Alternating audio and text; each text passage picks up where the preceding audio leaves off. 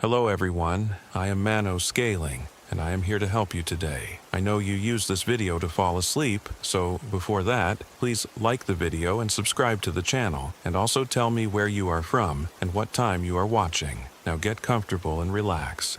They warned us. Locals always do. But we laughed. My name's Jennifer Williams.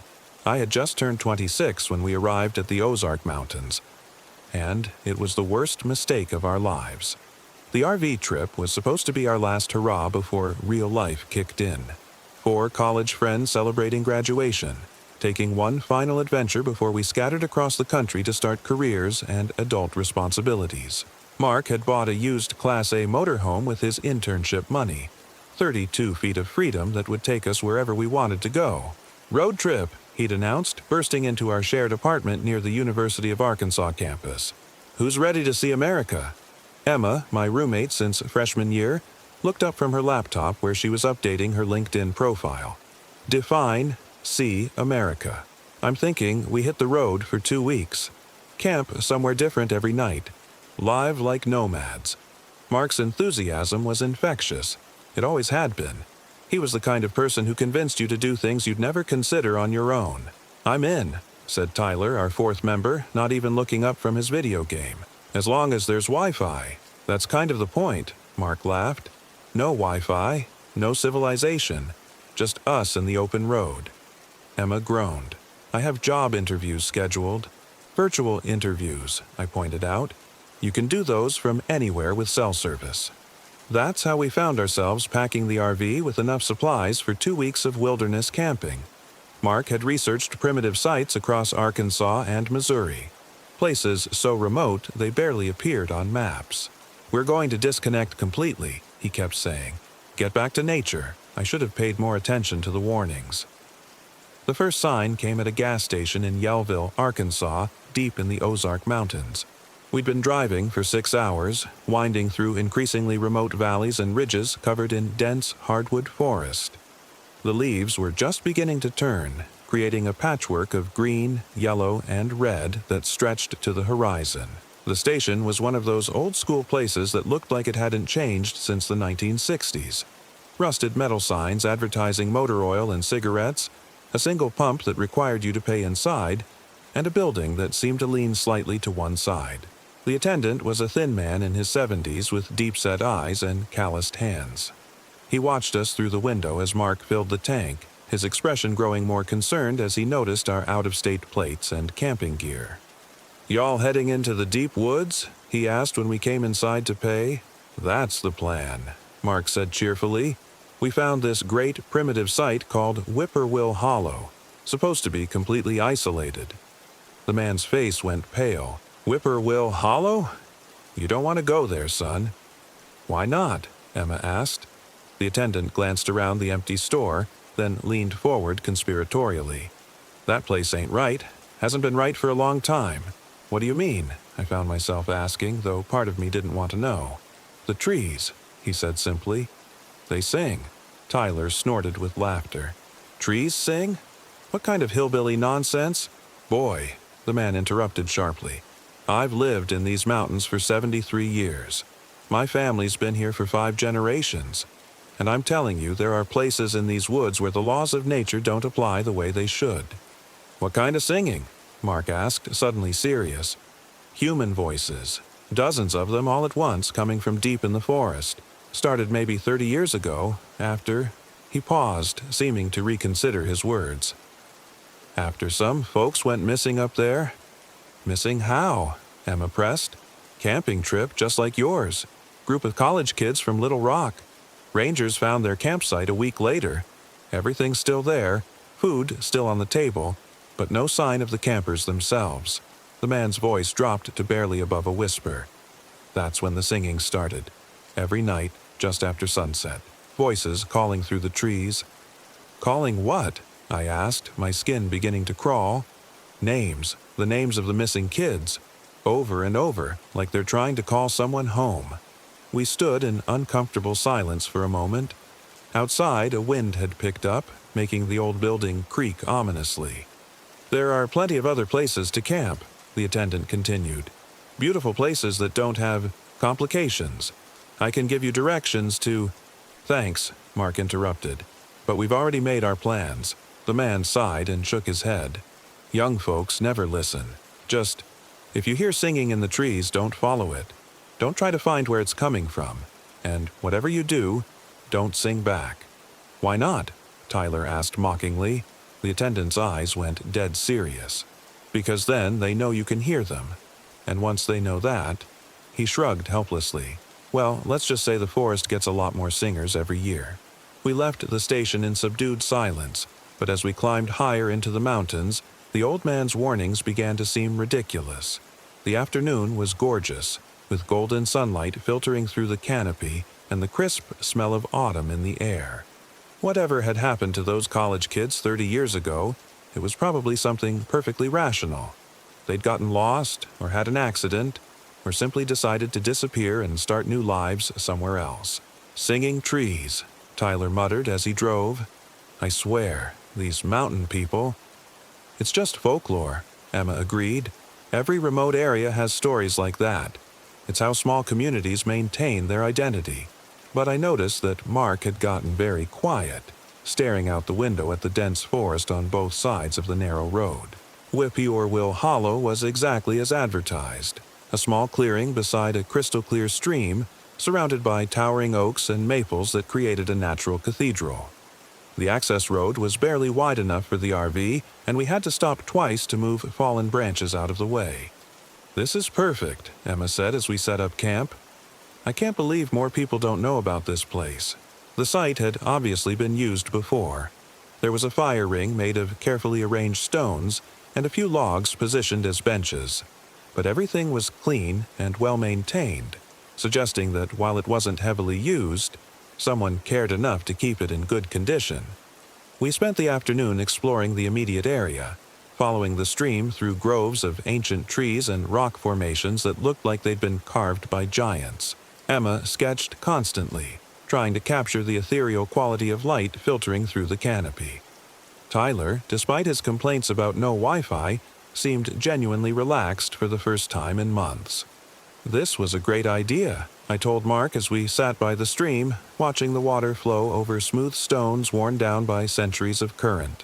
"Yeah," he said, but he sounded distracted. "It's just, don't you think it's a little too quiet?" I listened more carefully. He was right. There were no bird calls, no squirrel chatter, none of the usual sounds you'd expect in a healthy forest. Just the murmur of running water and the whisper of wind through leaves. "Maybe we're just too used to city noise," I suggested. "Maybe." We cooked dinner over the fire as the sun set behind the ridgeline, painting the sky in shades of orange and purple. The food tasted better than anything we'd eaten in months. There's something about cooking outdoors that makes even simple meals feel like feasts. "To friendship," Mark said, raising his beer bottle in a toast. "To adventure," Emma added. "To getting through 4 years of college without killing each other," Tyler laughed. "To whatever comes next," I finished. We clinked bottles and drank, and for a moment, everything felt perfect. We were young, we were free, and we had the whole world ahead of us. That's when the singing started. It began just as full darkness fell, a low humming that seemed to come from deep in the forest. At first, I thought it might be wind through the trees, but gradually I realized it was voices. Human voices, harmonizing in a way that made my skin crawl. "Do you guys hear that?" Emma asked quietly. We all nodded, straining to listen. The voices were definitely human, but there was something wrong with them. They were too pure, too perfect, like a choir of angels that had forgotten what it meant to be mortal. "Is someone else camping nearby?" Tyler suggested hopefully. "We didn't see any other vehicles," Mark pointed out. The singing grew louder, more complex. Multiple harmonies weaving together in patterns that seemed almost mathematical in their precision. And underneath it all, barely audible, I could swear I heard individual voices calling out names. "Jennifer." My blood went cold. One of the voices had called my name. "Did you hear that?" I whispered. "Hear what?" Mark asked. Someone called my name. "Emma," came another voice from a different direction. Emma grabbed my arm. "There." Did you hear it that time? The singing continued, beautiful and terrible, and now I could clearly hear our names being called from different parts of the forest. Not shouted or yelled, but sung with the same ethereal perfection as the larger chorus. Mark, Tyler, Jennifer, Emma. Okay, Tyler said, his voice shaking slightly. That's definitely not normal. Should we investigate? Mark asked. No, I said immediately. Absolutely not.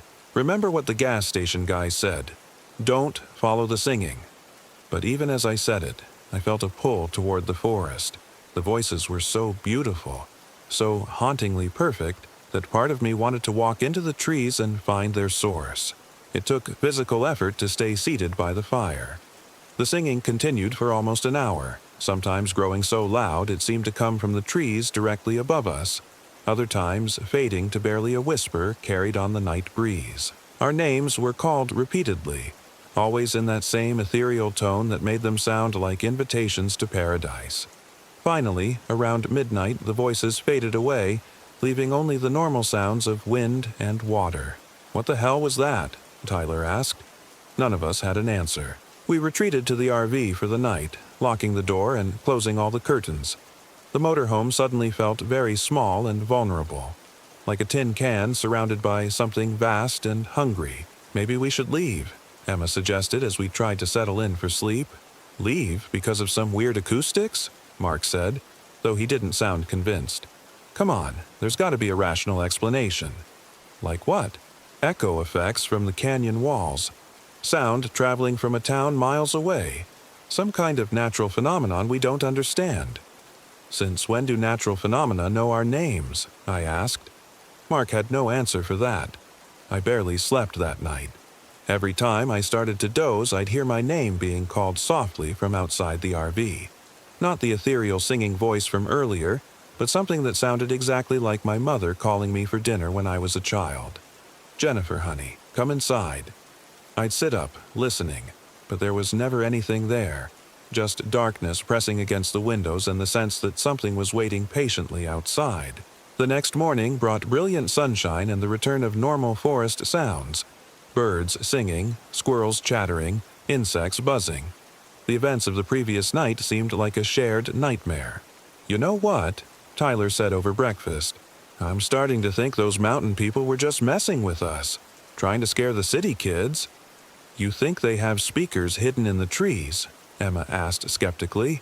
Why not? It's probably some elaborate prank they pull on every group of college kids who comes through. It was a comforting theory, even if it didn't quite explain how they'd known our names. Maybe they'd seen our credit card receipts at the gas station, or overheard us talking to each other. We decided to stay another night. In daylight, surrounded by normal forest sounds and golden sunshine, the idea of fleeing because of some mysterious singing seemed ridiculous. We spent the day hiking deeper into the valley, following the stream through increasingly wild terrain.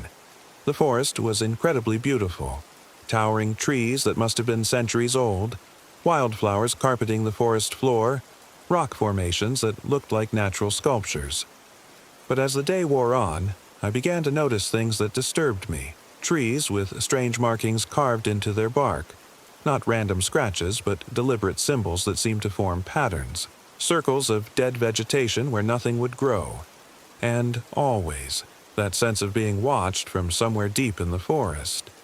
Look at this, Emma called out from beside a massive oak tree. We gathered around to see what she'd found. Carved into the bark, maybe 8 feet off the ground, were initials and a date. J.M. Hughes, S.R., 1993. 30 years ago, Mark said quietly. Right around the time those college kids went missing. Below the initials, someone had carved other markings, symbols that hurt to look at directly, as if they were designed to confuse the eye. There are more over here, Tyler called from another tree. We found dozens of them scattered throughout the grove. Initials, dates, and those same disturbing symbols. Most were from the 1990s, but some were much older, dating back to the 1960s and 70s. How many people do you think have camped here over the years? Emma asked.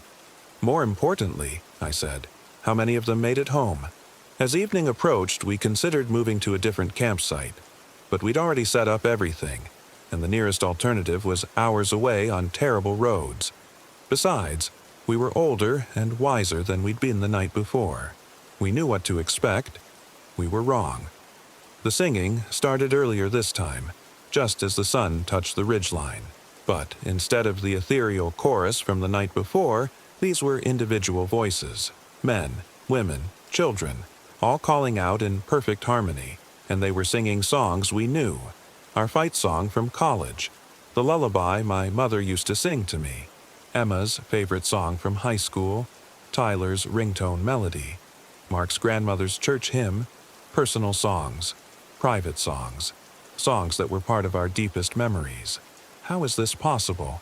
Emma whispered.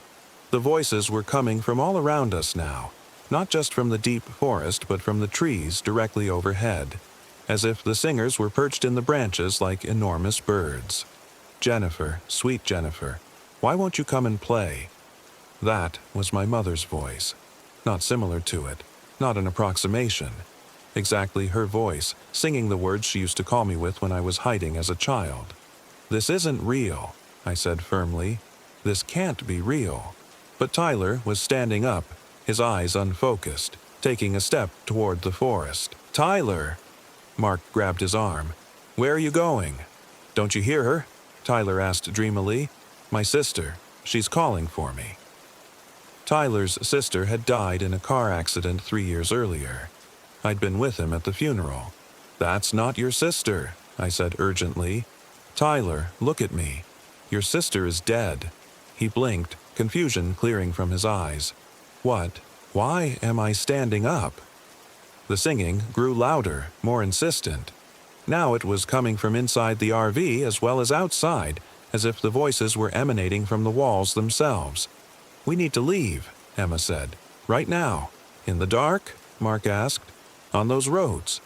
"It's better than staying here." But as Mark started the engine, we discovered our first real problem. The RV wouldn't start. The engine turned over. All the systems were functional, but something was preventing it from actually running. "What's wrong with it?" Tyler asked. "I don't know," Mark said, frustration creeping into his voice. "Everything looks normal." The singing was getting closer now. Through the windows I could see pale shapes moving between the trees. Not quite human, but close enough to fool the eye in darkness. "Mark." Emma's voice was tight with fear. "I'm trying," he said, turning the key again and again. That's when the voices started coming from inside the RV. "Why won't you come out and play?" my mother's voice asked from the bathroom. "We've been waiting so long," Tyler's dead sister called from the bedroom. "Don't you want to see us again?" asked a voice I didn't recognize but somehow knew was important. Emma was crying now, pressing her hands over her ears. "Make it stop. Please make it stop." The pale shapes outside were getting closer, and I could see that they weren't quite human after all. Too tall, too thin, with limbs that bent at impossible angles. But their faces looked familiar. Like people I'd known, people I'd lost, people I'd forgotten. "The windows," Mark said suddenly. "They're fogging up." He was right. Condensation was forming on all the windows despite the fact that it was a dry night. But as I looked closer, I realized it wasn't random moisture. Patterns were forming in the fog. Symbols like the ones carved into the trees, appearing and disappearing as if invisible fingers were drawing them. "Do not look at the symbols," I said urgently. "Everyone, stop looking at the windows." But it was too late. Tyler was staring at the patterns with that same unfocused expression, and I could see Emma starting to sway in her seat. "Tyler, Emma, look at me, not the windows." The singing reached a crescendo. Dozens of voices harmonizing in a sound so beautiful it made my heart ache. Every person I'd ever lost, every voice I'd ever loved, calling to me to come outside and join them. That's when I understood. "They're not trying to scare us," I said. "They're trying to recruit us." "What?" Mark asked, still fighting with the ignition. "The missing people. They didn't disappear. They joined the choir. The forest is collecting voices, adding them to some kind of eternal song. That's insane. Look around. Does any of this seem sane?" The RV was now completely surrounded by pale figures, and they were pressing against the windows, leaving handprints in the condensation. Their faces were clearer now, and I could see that some of them looked familiar. Not people I knew personally, but people I'd seen in old photographs, missing persons posters, newspaper articles about unsolved disappearances. "How long has this been going on?" Emma whispered. "Decades," I said. "Maybe longer. The forest keeps collecting people, adding their voices to the song." "But why?" I didn't have an answer for that. Maybe the forest was lonely. Maybe it was hungry. Maybe something had happened here long ago that created this impossible situation. The engine suddenly roared to life. "Go!" I shouted. "Go now!" Mark threw the RV into gear and floored the accelerator. We crashed through the circle of pale figures, bouncing violently as we hit rocks and fallen branches. Behind us, the singing rose to an almost deafening volume. No longer beautiful, but desperate, angry. The narrow road seemed longer in the dark, full of turns I didn't remember from the trip in. Branches scraped against the sides of the RV, and several times I was sure we were going to slide off the road into the dark valleys below. But gradually the singing faded behind us. The pale figures stopped appearing at the edge of our headlights. And finally, after what felt like hours but was probably only 20 minutes, we reached the main highway. We drove straight through the night, not stopping until we reached a truck stop outside Little Rock. In the harsh, fluorescent lighting of the travel center, surrounded by the noise and bustle of normal human activity, our experience began to seem like a shared hallucination. "Did that really happen?" Emma asked over coffee that tasted like salvation. "It happened," Mark said grimly. "Question is, what do we do about it?" "Nothing," Tyler said immediately. "We don't do anything. We never talk about this again, and we definitely never go back there. But I was thinking about all those missing persons reports, all those families who never got answers about what happened to their loved ones. Didn't they deserve to know?" "We should report it," I said. "Report what?" Tyler asked. "That we heard singing trees? That we saw ghost people? They'll lock us up. So we just let it keep happening? What choice do we have?" In the end, we compromised. We filed a report with the local sheriff's department about unusual activity at Whippoorwill Hollow, suggesting that the area should be investigated. But we kept the supernatural details to ourselves. The sheriff took our report seriously, more seriously than I'd expected. He asked detailed questions about exactly where we'd camped, what we'd seen and heard, and whether we'd noticed any other vehicles in the area. "You're not the first group to report strange things at that location," he told us. "We've had similar reports going back decades. Problem is, every time we send investigators up there, they come back saying everything's normal." "Do you believe us?" Emma asked. The sheriff was quiet for a moment. "I've lived in these mountains my whole life," he said finally. "There are places up there that, well, let's just say I wouldn't camp at Whippoorwill Hollow even if you paid me." He promised to increase patrols in the area and put up warning signs about unstable road conditions to discourage other campers. It wasn't much, but it was something. We drove home to Fayetteville in subdued silence, each of us processing what we'd experienced. By the time we reached familiar territory, we'd made a pact to never discuss the events of that night with anyone outside our group. That was 5 years ago. Tyler moved to Seattle and works for Microsoft. Emma became a successful artist, painting landscapes that are beautiful but somehow haunting. Mark started a construction company and married his college girlfriend. I became a journalist, partly because I couldn't stop thinking about all those missing persons cases, all those families without answers. I've written dozens of articles about cold cases and unsolved disappearances, always hoping to find some connection to what we experienced in the Ozarks. I never have. But sometimes, late at night when I'm working alone in my apartment, I hear singing, faint voices calling my name from somewhere far away, inviting me to come home and join the eternal choir. I always turn up my music and keep working. But the songs are getting louder, and sometimes I find myself humming along without realizing it. The forest is patient. It's been collecting voices for decades, maybe centuries, and it can wait as long as necessary for the right moment. Sometimes I dream about driving back to Whippoorwill Hollow, walking into that circle of ancient trees, and finally understanding what the singers are trying to tell me. In those dreams, the music is so beautiful it makes me weep, and I wake up with tears on my face and an ache in my chest that feels like homesickness. I know that one day I'll give in to that pull. We all will, because you can't hear the singing trees and ever truly forget them. They plant a seed in your mind, a melody that grows stronger over time until it becomes impossible to resist. Tyler sent me an email last month. I dreamed about the forest again. The singing is getting clearer. I think they're calling us home. Emma's latest paintings all feature the same motif: dark trees against a starlit sky, with pale figures dancing between the trunks. She says she doesn't know why she keeps painting them, but she can't seem to stop. Mark called me yesterday. I found myself driving toward Arkansas, he told me. Made it almost to the state line before I realized what I was doing and turned around. The forest is calling us back, and eventually we'll answer, because that's what the singing trees do. They plant their melody in your soul, and it grows until you can't distinguish between their voice and your own thoughts. Until going back feels like the most natural thing in the world. I'm fighting it now, but I can feel my resistance weakening. The songs are so beautiful, and they promise such peace. An end to loneliness, to anxiety, to all the small hurts that accumulate over a lifetime of being human. Just add your voice to ours, they whisper. Sing with us forever in the green cathedral of the forest. Let your worries disappear in perfect harmony. Sometimes that doesn't sound like such a terrible fate, but I'm writing this story as a warning, while I still can. If you ever find yourself camping in the Ozark Mountains, and you hear singing in the trees, beautiful, impossible singing that knows your name and calls to your deepest memories, don't listen. Don't follow the voices into the forest.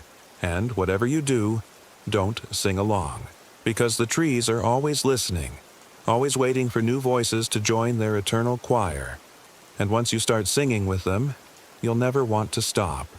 The music is so beautiful here in the darkness between the trees. Won't you come and sing with us? We've been waiting so long for you to come home. I never believed in the stories they told about the Gila wilderness until what happened to me out there. My name is David Jones. I'm 34 years old, and what I lived through during that weekend still wakes me up at night. The plan was simple enough. 3 days in New Mexico's Gila National Forest with my RV, just me and my German Shepherd, Rex. I'd been working 70-hour weeks at the accounting firm for months, and my doctor said the stress was killing me. Take a vacation, David, he'd said. Go somewhere quiet. Rex had been restless, too, cooped up in my Phoenix apartment while I worked late every night. A wilderness trip seemed perfect for both of us. The Gila was only a 5-hour drive from home, and I'd researched a primitive camping spot near the Mogollon Creek where we could park the RV and explore the backcountry trails. I should have listened to the gas station attendant in Silver City. You heading up to the Gila? He'd asked, eyeing my RV and Arizona plates while I filled up the tank.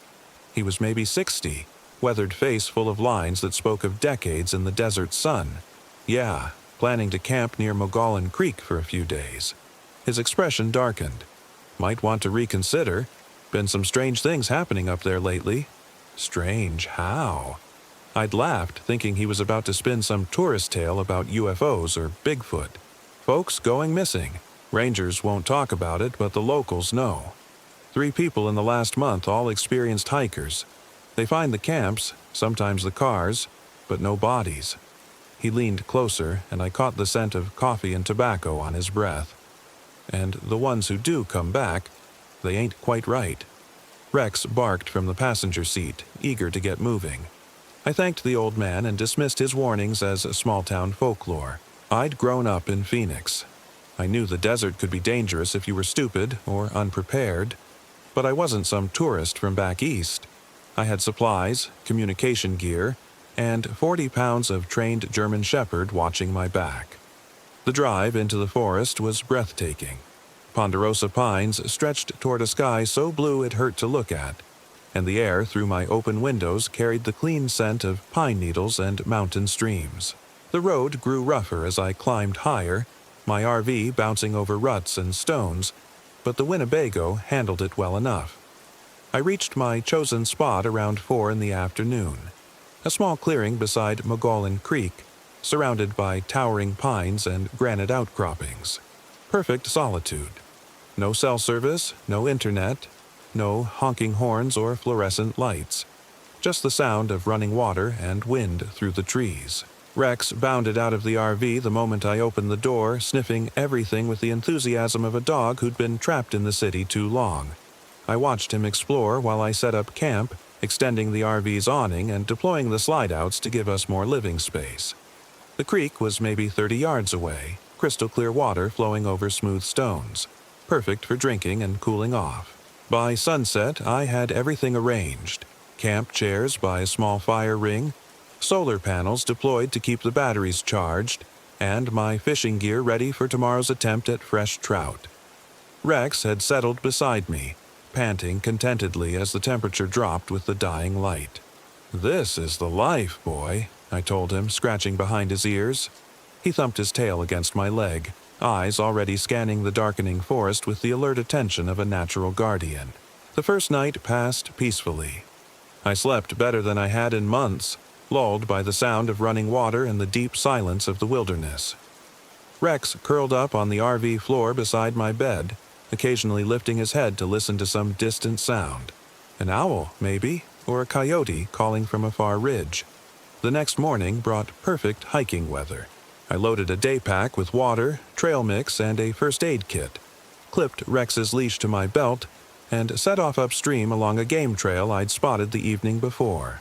The plan was to follow the creek for a few miles, maybe find a good swimming hole, then loop back through the forest on one of the marked trails I'd seen on my map. We hiked for about 2 hours, climbing gradually through stands of ponderosa and aspen, the creek babbling beside us like a constant companion. Rex was in heaven, investigating every interesting scent, occasionally splashing through the shallow water to cool his paws. I felt my stress melting away with each step, the endless knot in my shoulders finally beginning to loosen. That's when we found the first camp. It was tucked into a small clearing maybe 50 yards from the creek, hidden behind a cluster of boulders unless you happened to be coming from our exact direction. A small dome tent, still standing with camping gear scattered around a cold fire pit. Nothing obviously wrong with the scene, except for the absolute stillness of it. "Hello?" I called out. "Anyone home?" My voice echoed off the surrounding rocks and died away. Rex had stopped beside me, his ears pricked forward, a low whine building in his throat. The hair along his spine was standing up. I approached the camp slowly, Rex pressed against my leg. The tent was zipped shut, but I could see through the mesh window that it was empty. A sleeping bag lay crumpled at the foot of the tent, and a backpack sat propped against one wall. Outside, camping gear was strewn around as if someone had left in a hurry, or been dragged away from it. "Hello?" I called again, louder this time. "Is someone hurt? Do you need help?" Nothing, just that oppressive silence broken only by the distant murmur of the creek. Rex was growing more agitated, circling the camp with his nose to the ground, occasionally stopping to stare at the tree line with intense focus. I'd never seen him act like this. He was trained for personal protection, solid and calm in almost any situation.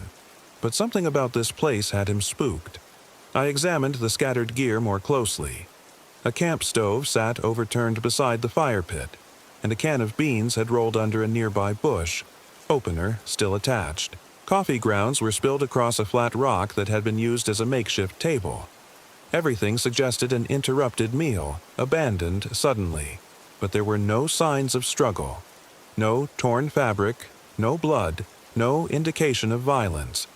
It was as if whoever had been camping here had simply vanished. I pulled out my GPS unit and marked the location. When I got back to civilization, I'd report this to the rangers.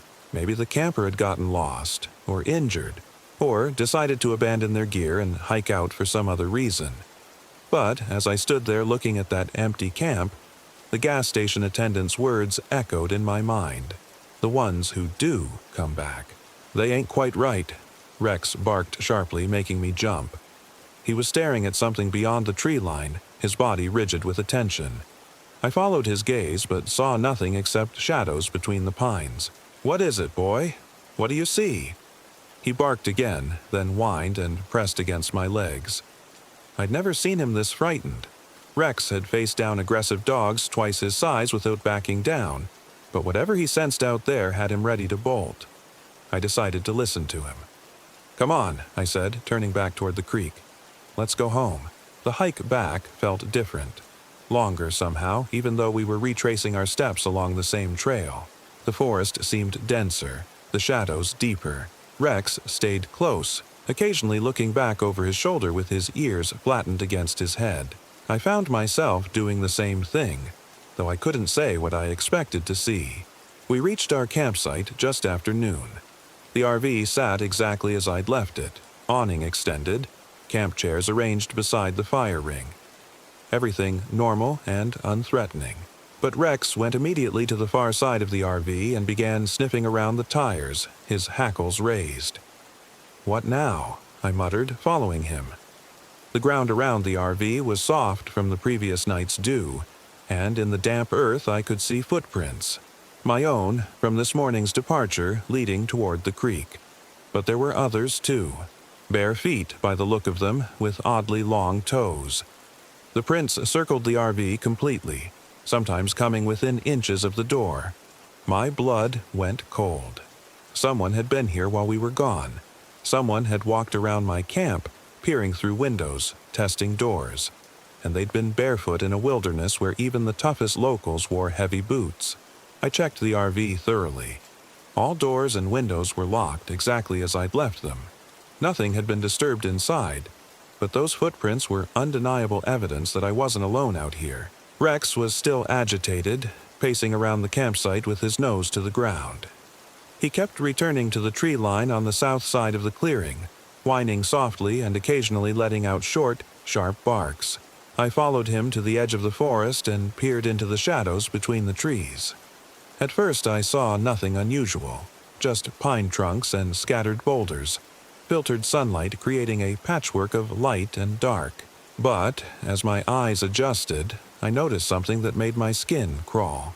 About 20 feet into the forest, barely visible in the gloom, someone was watching me. It was just a glimpse, a pale face between two tree trunks, there one moment and gone the next. But I'd seen enough to know it wasn't human. The proportions were wrong, the features too sharp, the eyes too large and too dark. When I blinked and looked again, there was nothing there. "Did you see that, Rex?" He was trembling against my leg, a low growl rumbling in his chest. He'd seen it too. I backed away from the tree line, my heart hammering. Whatever was out there, Rex wanted nothing to do with it, and I'd learned to trust his instincts. But I was miles from the nearest road with no cell service and darkness still hours away. Running wasn't an option. I spent the afternoon preparing. I moved the camp chairs inside the RV and checked all the locks twice. The windows had sturdy latches and I made sure they were all secured. I tested my portable radio, nothing but static, which wasn't unusual in these mountains, but my satellite communicator was working, and I composed a message to my emergency contacts explaining where I was, just in case. Rex refused to go more than a few feet from the RV door. He'd found a spot where he could see both the forest and the creek, and he settled there like a sentinel, alert to every sound and movement. His behavior was starting to seriously unnerve me.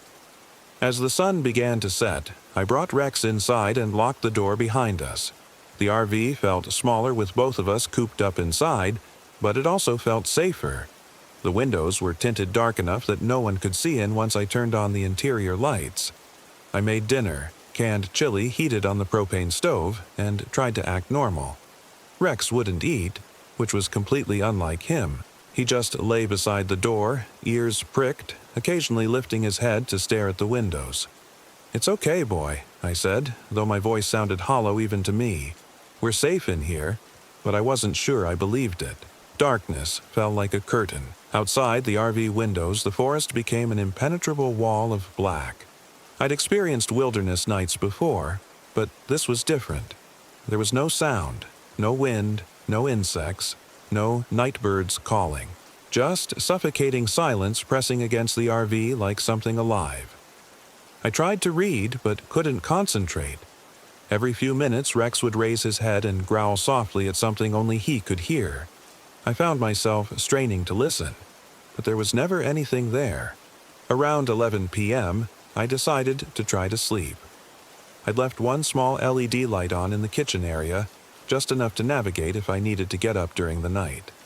Rex had claimed the entire walkway, positioning himself where he could watch both the front and rear doors.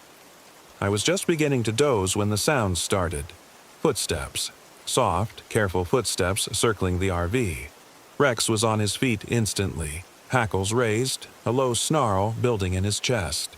I lay perfectly still, hardly breathing, tracking the sound as it moved around the outside of the RV. Slow, deliberate steps, pausing occasionally as if whoever or whatever was out there was examining the vehicle. The steps stopped directly outside the main door. Rex pressed himself against it, every muscle tense, his snarl barely audible but constant. I could hear my heart hammering in my ears. Then came the scratching. Long, slow scratches against the aluminum siding, starting low and dragging upward like claws or fingernails, testing the surface. The sound made my teeth ache. Rex's snarl grew louder. The scratching moved to the window beside my bed. I could see the curtain trembling slightly as something dragged across the glass outside. The sound was horrible, like chalk on a blackboard magnified 10 times. I reached for the satellite communicator, my hands shaking. But what would I say? That something was outside my RV making scratching noises? Search and rescue would think I'd lost my mind. The scratching stopped. The silence that followed was somehow worse. Rex whined softly, his attention focused on the rear window above the dinette. I followed his gaze and felt my breath catch in my throat. There was a face pressed against the glass. It was upside down, as if someone was hanging from the roof of the RV, peering through the window. But it wasn't human. The features were elongated, predatory, with eyes that reflected the interior light like an animal's. The mouth was too wide, stretching almost from ear to ear, and when it smiled I could see rows of sharp teeth. I blinked, and it was gone. Rex erupted into barks, deep and furious, throwing himself at the window. I grabbed his collar, pulling him back, terrified that his noise would attract more attention from whatever was outside. "Quiet," I hissed. "Rex, quiet." He subsided to growls but continued staring at the window. I crept forward and peered through a gap in the curtain. Nothing. Just darkness pressing against the glass. The next few hours passed in a nightmare of waiting.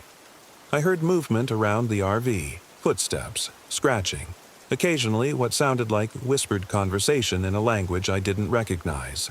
Rex remained on high alert, positioning himself at different windows as the sounds moved around us. Around 3 a.m., everything went silent again. The oppressive quiet returned, and gradually Rex began to relax. By 4, he was lying down, though his ears remained pricked and alert. I finally managed to doze fitfully, starting awake at every small sound. Dawn came like a blessing. As soon as I could see clearly outside, I unlocked the door and stepped out with Rex beside me. The morning air was crisp and clean, full of pine scent and bird song. It was hard to believe that anything threatening could exist in such a peaceful setting, but the evidence was undeniable. Scratches covered the RV's siding, long, parallel gouges that looked exactly like claw marks. They were everywhere, on the sides, around the windows, even on the roof where I'd seen that impossible face.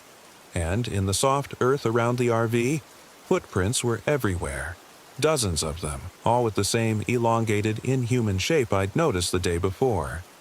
Rex was calmer in the daylight, but he kept close to my side as I examined the damage. The scratches were deep enough to gouge the aluminum. Whatever had made them was incredibly strong. I should have left then. Should have hitched up the RV and driven straight back to Phoenix, never looking back. But I couldn't get that abandoned campsite out of my mind. Someone might still be out there, lost or injured, needing help. And despite everything that had happened, I couldn't quite accept what I'd seen. Hallucinations brought on by stress and isolation seemed more likely than whatever alternative my mind was trying not to consider. I decided to give it one more day, but this time I'd stay close to camp and keep Rex with me at all times. The morning passed quietly. I sat in a camp chair beside the RV, reading and occasionally throwing a stick for Rex to fetch. He was less enthusiastic than usual, preferring to stay within a few yards of where I sat, but at least he was eating again. Around noon, I heard voices. They were coming from upstream, along the creek. Human voices, calling out in what sounded like a search pattern. Rex heard them too, his ears pricking forward with interest rather than alarm. "Over here," I shouted back. "By the RV." 20 minutes later, 3 people emerged from the forest. 2 men and a woman, all wearing hiking gear and ranger patches. The lead ranger was a weathered man in his 50s with graying hair and intelligent eyes. "David Jones?" he asked, checking a notepad. "We got your satellite message. I'd forgotten about the emergency message I'd composed the day before, but never sent. Apparently it had gone through automatically." "I'm fine," I said quickly. "Just wanted someone to know where I was." Smart thinking. The ranger looked around the campsite, his eyes lingering on the scratch marks covering my RV. "Looks like you've had some visitors." "You could say that." I gave them a quick rundown of the previous night's events, leaving out the more unbelievable details. They listened without interruption, occasionally exchanging glances. "We found an abandoned campsite upstream yesterday," I finished. "Thought you should know about it." The lead ranger, his name tag read Martinez, nodded grimly.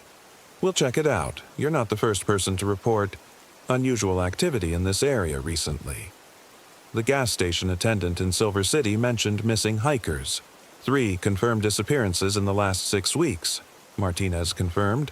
"All experienced outdoor enthusiasts, all vanished without a trace. We've been conducting search operations, but..." He gestured at the surrounding wilderness. "Lot of country out there." The female ranger, a young woman named Brooks, was examining the scratch marks on my RV. "These are fresh," she said. "Made within the last few hours. What kind of animal do you think could do this?" "Bears?" I suggested hopefully. Martinez shook his head. "Wrong pattern. Bears leave 4 parallel marks, and they're usually shorter. These look more like..." He paused, clearly reluctant to finish the thought. "Like what?" "Like fingers," Brooks said quietly. "Very long fingers with very sharp nails." The third ranger, a quiet man named Thompson, had been walking the perimeter of the campsite. He called out from the tree line, "Martinez, you need to see this." We followed him to the edge of the forest, where he was kneeling beside a large pine tree. The bark was stripped away in long vertical gouges, as if something with claws had been sharpening them against the trunk. "How high up do those go?" Martinez asked, tilting his head back. I followed his gaze. The claw marks extended at least 12 feet up the trunk, far higher than any bear could reach standing on its hind legs. "Could be a mountain lion," Thompson said, but he didn't sound convinced. "Not with that reach," Martinez replied. He pulled out a digital camera and began photographing the marks. I've never seen anything like this. Rex had been following us around the campsite, but now he suddenly froze, staring into the forest with his hackles raised. A low growl rumbled in his chest. We all turned to look where he was focused, but I saw it first. About 30 feet into the trees, partially hidden behind a massive boulder, something was watching us. It was tall, taller than any man, and unnaturally thin. Its skin was pale gray, almost translucent, and its limbs were elongated to inhuman proportions. But it was the eyes that made my blood freeze. They were huge, black, and utterly alien. "Jesus Christ," Brooks whispered. She'd seen it too. The thing cocked its head at an impossible angle, studying us with those terrible eyes. Then it smiled, revealing teeth like broken glass, and stepped backward into the shadows. One moment it was there. The next, it had simply vanished. "Did you all see that?" Martinez asked, his voice barely steady. We nodded in stunned silence. Rex was barking now, sharp and urgent, trying to pull toward the forest. "We need to get out of here," Thompson said. "All of us. Right now." Martinez was already on his radio. "Base, this is Martinez. We need immediate evacuation at the Mogollon Creek campsite. Prepare a full hazmat team and notify the FBI. The FBI? I asked. This is way beyond park ranger jurisdiction, he replied grimly. We're dealing with something that doesn't fit into any natural category. It took me less than 20 minutes to break camp. The rangers helped me secure everything inside the RV while maintaining a constant watch on the surrounding forest. Rex stayed pressed against my leg, trembling but alert. As I started the engine, Martinez leaned through the driver's window. "Follow us out," he said. "Stay close and don't stop for anything. If you see one of those things again, radio immediately." The drive down the mountain was a nightmare of paranoia. Every shadow between the trees looked like a watching figure. Every movement in my peripheral vision made my heart race. Rex sat in the passenger seat, continuously scanning the forest, occasionally whining when something caught his attention. We made it to the main road without incident. Martinez led us all the way to Silver City, where federal agents were already waiting. They interviewed me for hours, recording every detail of my experience. They were particularly interested in my photographs of the claw marks and footprints. "What do you think they are?" I asked the lead agent, a serious woman in a dark suit. She was quiet for a long moment. "Officially, we're investigating reports of unusual wildlife behavior in the Gila wilderness. Unofficially?" She shrugged. "There are things in this world that don't appear in textbooks, Mr. Jones. Things that have learned to stay hidden, to live in the spaces between human understanding. Are they dangerous? They've been taking people," she said simply. 3 confirmed disappearances, and you're lucky to be sitting here talking to me. I never returned to the Gila wilderness. Rex and I stick to state parks now, places with good cell coverage and plenty of other campers around. But sometimes, late at night when the wind is howling outside my Phoenix apartment, I find myself listening for footsteps. And Rex still won't sleep without positioning himself where he can watch the windows. The federal investigation was quietly closed 6 months later. No official findings were ever released, but I heard through unofficial channels that the entire Mogollon Creek area was declared off-limits to civilian camping. The rangers I met that day were transferred to different assignments, and when I tried to contact them, I was told they were no longer available for comment. But I know what I saw. I know those things are still out there, in the deep places where humans rarely go. They've learned to be patient, to wait for the isolated and vulnerable. They've learned to watch from the shadows, to test our defenses, to take what they want when we're most alone. I tell this story not to frighten people away from the wilderness. The outdoors can be healing and beautiful, and most places are perfectly safe. But I tell it as a warning. There are still wild places in this world. Places where different rules apply. Places where we are not the apex predators we think we are. And if you ever find yourself camping alone in the deep wilderness, pay attention to your instincts. Listen to your animals. And if something doesn't feel right, if the forest goes too quiet, if you find strange tracks around your camp, if something watches you from the shadows, don't try to rationalize it away. Just leave, immediately, because some things that lurk in the darkness are better left undiscovered.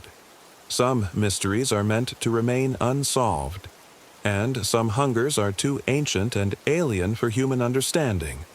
The watchers in the Gila are still there, still waiting, and sooner or later someone else will venture too far into their territory, too confident in human superiority to heed the warnings of locals and the wisdom of frightened dogs.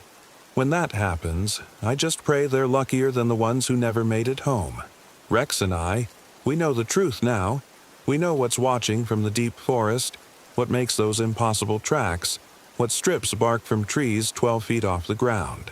We know why experienced hikers vanish without a trace, and why the ones who return are never quite right. We know because we looked into those black, alien eyes and lived to tell about it. But sometimes, late at night, I wonder if they let us go, or if they're still following us, waiting for their chance to finish what they started in the darkness of the Gila wilderness. Rex growls at shadows now, and so do I. We should have never gone to Olympic National Park. I'm Sarah Rodriguez. I was 29 back then. and this is the story of how I lost everything. The idea came from Marcus, my boyfriend of 3 years. He'd bought a used Airstream trailer with his bonus money and was itching to test it on a real adventure. "Come on, Sarah," he'd said, scrolling through photos of the Hoh rainforest on his laptop. "When's the last time we did something spontaneous?" I'd been working as a nurse at Seattle General for 2 years, pulling double shifts through the pandemic, and I was exhausted. The idea of disappearing into the Olympic Peninsula for a long weekend sounded like exactly what I needed. Marcus had invited our friends Jake and Emma. Jake was his college roommate, a software engineer with an infectious laugh, and Emma was Jake's girlfriend, a quiet artist who painted landscapes in watercolors. 4 people, 1 trailer, I'd asked, looking at the cramped interior of the Airstream. "It'll be cozy," Marcus had grinned.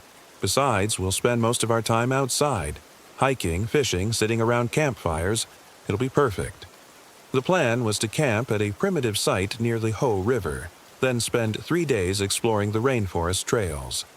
Jake had found the spot on some camping app, a secluded site called Willow Creek, about 8 miles from the main Hoh Rainforest campground. "Totally off the grid," he'd said excitedly. "No cell service, no crowds, just us and nature." I should have known better. I'd grown up in western Washington, and I knew the Olympic Peninsula could be unforgiving. The rainforest gets over 12 feet of precipitation annually, and the weather can change from peaceful drizzle to violent storm in minutes. But I was tired of being the responsible one. Tired of always worrying about what could go wrong. So, on a gray Friday morning in early October, we loaded the Airstream with supplies and headed west across the Sound. Marcus drove his F-150, pulling the trailer with the confidence of someone who'd watched exactly 3 YouTube videos about RV towing. Emma sat in the passenger seat with her sketchbook, already drawing the misty mountains visible through the windshield. Jake and I sat in the back, playing music and sharing a bag of trail mix. The drive to the peninsula was beautiful in that moody Pacific Northwest way. Towering evergreens lined the highway, their branches heavy with moss and moisture. Low clouds hung between the peaks like cotton batting, and everything was painted in shades of green I'd forgotten existed after months of city living. We stopped for supplies in Forks, the tiny logging town made famous by vampire movies. The grocery store clerk, a woman in her 60s with graying hair and tired eyes, looked at our camping gear with concern. "You folks heading into the park?" she asked as she rang up our groceries. "Yep," Marcus said proudly. "Found this great primitive site called Willow Creek. Going to be completely off the grid for 3 days." The woman's expression darkened. "Willow Creek? I wouldn't go there if I were you." "Why not?" Emma asked quietly. "Strange things happen out that way. Folks go in, don't come out the same. If they come out at all." She leaned forward conspiratorially. "My nephew's a park ranger. He won't even patrol that area anymore. Not since what happened to the Morrison family." What happened to them? I found myself asking, though part of me didn't want to know. "Went camping there last spring. Found their trailer a week later, but they were..." She paused, seeming to search for the right words. "They were different. Didn't recognize their own relatives. Couldn't remember their own names. Doctors said it was some kind of severe amnesia, but..." She shrugged. "Folks around here know better." Jake laughed nervously. "Sounds like small-town folklore to me." The woman's eyes flashed with anger. "Laugh all you want, young man, but the forest doesn't forgive fools." We left the store in subdued silence. As we drove deeper into the park, following increasingly narrow roads through ancient stands of Sitka spruce and western hemlock, I found myself thinking about the clerk's words. But the afternoon was beautiful, with filtered sunlight creating cathedral-like spaces between the massive tree trunks, and gradually my unease faded. The road to Willow Creek was barely more than 2 tire tracks through the forest. Marcus had to stop several times to move fallen branches out of the way, and I held my breath as the trailer swayed behind us on the uneven ground. But eventually, we reached the campsite. A small clearing beside a moss-covered creek surrounded by trees so tall they seemed to disappear into the low-hanging clouds. "This is perfect," Emma breathed, already pulling out her art supplies. And it was perfect. in a primordial way that made you feel like the first humans to ever see this place. The creek bubbled over smooth stones worn down by centuries of water. Ferns the size of umbrellas carpeted the forest floor, and everything was draped in moss that glowed like emeralds in the filtered light. We spent the first hour setting up camp. Marcus leveled the trailer and connected the propane while Jake and I gathered firewood. Emma had found a fallen log that made a perfect easel and was already sketching the creek. The only sounds were running water, distant bird calls, and the occasional rustle of wind through the canopy high above. "No cell service," Jake announced, checking his phone. "We're officially disconnected from civilization." "Good," I said, though I felt a small flutter of anxiety. As a nurse, I was used to being reachable in emergencies. But this was exactly what I'd wanted. Complete escape from the constant demands of modern life. We cooked dinner over the campfire as the light faded. Foil packets of salmon and vegetables, followed by s'mores that Emma had insisted on bringing. The conversation flowed easily, lubricated by the bottle of wine Marcus had packed and the peaceful isolation of our surroundings. "This is the most relaxed I've felt in months," I admitted as we sat around the dying fire. "Same," Marcus said, pulling me closer on the log we were sharing. "We should do this more often." Jake was trying to identify constellations through the canopy, but the clouds were too thick to see much sky. "Weather forecast said rain tomorrow," he said. "Hope we brought enough dry clothes." "It's the rainforest," Emma pointed out. "Rain is kind of the point." We retreated to the trailer around 10, laughing at how cramped the sleeping arrangements were. Marcus and I got the main bed, while Jake and Emma squeezed into the converted dinette. It was cozy in a way that felt romantic rather than claustrophobic, like we were pioneers settling the wilderness together. I fell asleep to the sound of water running over stones and wind sighing through the trees. I woke up to silence. Complete, absolute silence. It was still dark outside, but something had changed. The creek had stopped running. The wind had died completely. Even the constant drip of moisture from the trees had ceased. It was as if the entire forest was holding its breath. Marcus was still asleep beside me, breathing deeply. Across the trailer, I could hear Jake's soft snores. Everything should have been normal, but my nurse's instincts were screaming that something was wrong. I slipped out of bed and peered through the small window above the kitchenette. The forest was shrouded in fog so thick I could barely see the trees 5 feet from the trailer. But in that fog, shapes were moving. At first, I thought it was just the mist swirling in unfelt breezes. But as I watched, the movement became more deliberate. Tall, pale figures drifting between the trees like sleepwalkers. They moved without sound, without disturbing the fog around them, but they were definitely there. My heart hammered as I watched one of the figures approach the trailer. It was humanoid, but wrong somehow. Too tall, too thin, with limbs that bent at impossible angles. Its face was a pale oval in the darkness, featureless except for dark holes where eyes should be. The thing stopped just outside our camp, maybe 10 feet from where I stood watching. It tilted its head, as if listening for something. Then, slowly, it turned toward the trailer. Toward me. I jerked back from the window, my hand over my mouth to muffle a scream. When I looked again, it was gone. But the fog remained, thick and impenetrable, pressing against the windows like something alive. I tried to wake Marcus, but he was dead to the world. So were Jake and Emma. I shook Marcus's shoulder urgently, but he just mumbled and rolled over. It was as if they'd all been drugged. Outside, the silence continued. No creek, no wind, no night sounds. Just the oppressive weight of that unnatural fog and the knowledge that something was watching us from within it. I spent the rest of the night sitting by the window, watching for movement in the mist. Twice more I saw the pale figures drifting through the trees, always at the edge of visibility, always watching. By dawn, I was exhausted and beginning to doubt what I'd seen. When the sun finally rose, the fog lifted as suddenly as it had appeared. The creek was running again, birds were singing, and everything looked normal. Marcus woke up refreshed and cheerful. "Sleep well?" he asked, stretching. "Not really," I said. "Did you hear anything strange last night?" He looked puzzled. "Strange how?" I slept like a rock. Jake and Emma hadn't heard anything either. They'd all slept deeply and dreamlessly, while I'd been awake watching impossible figures in the fog. You probably just had anxiety dreams, Emma said sympathetically.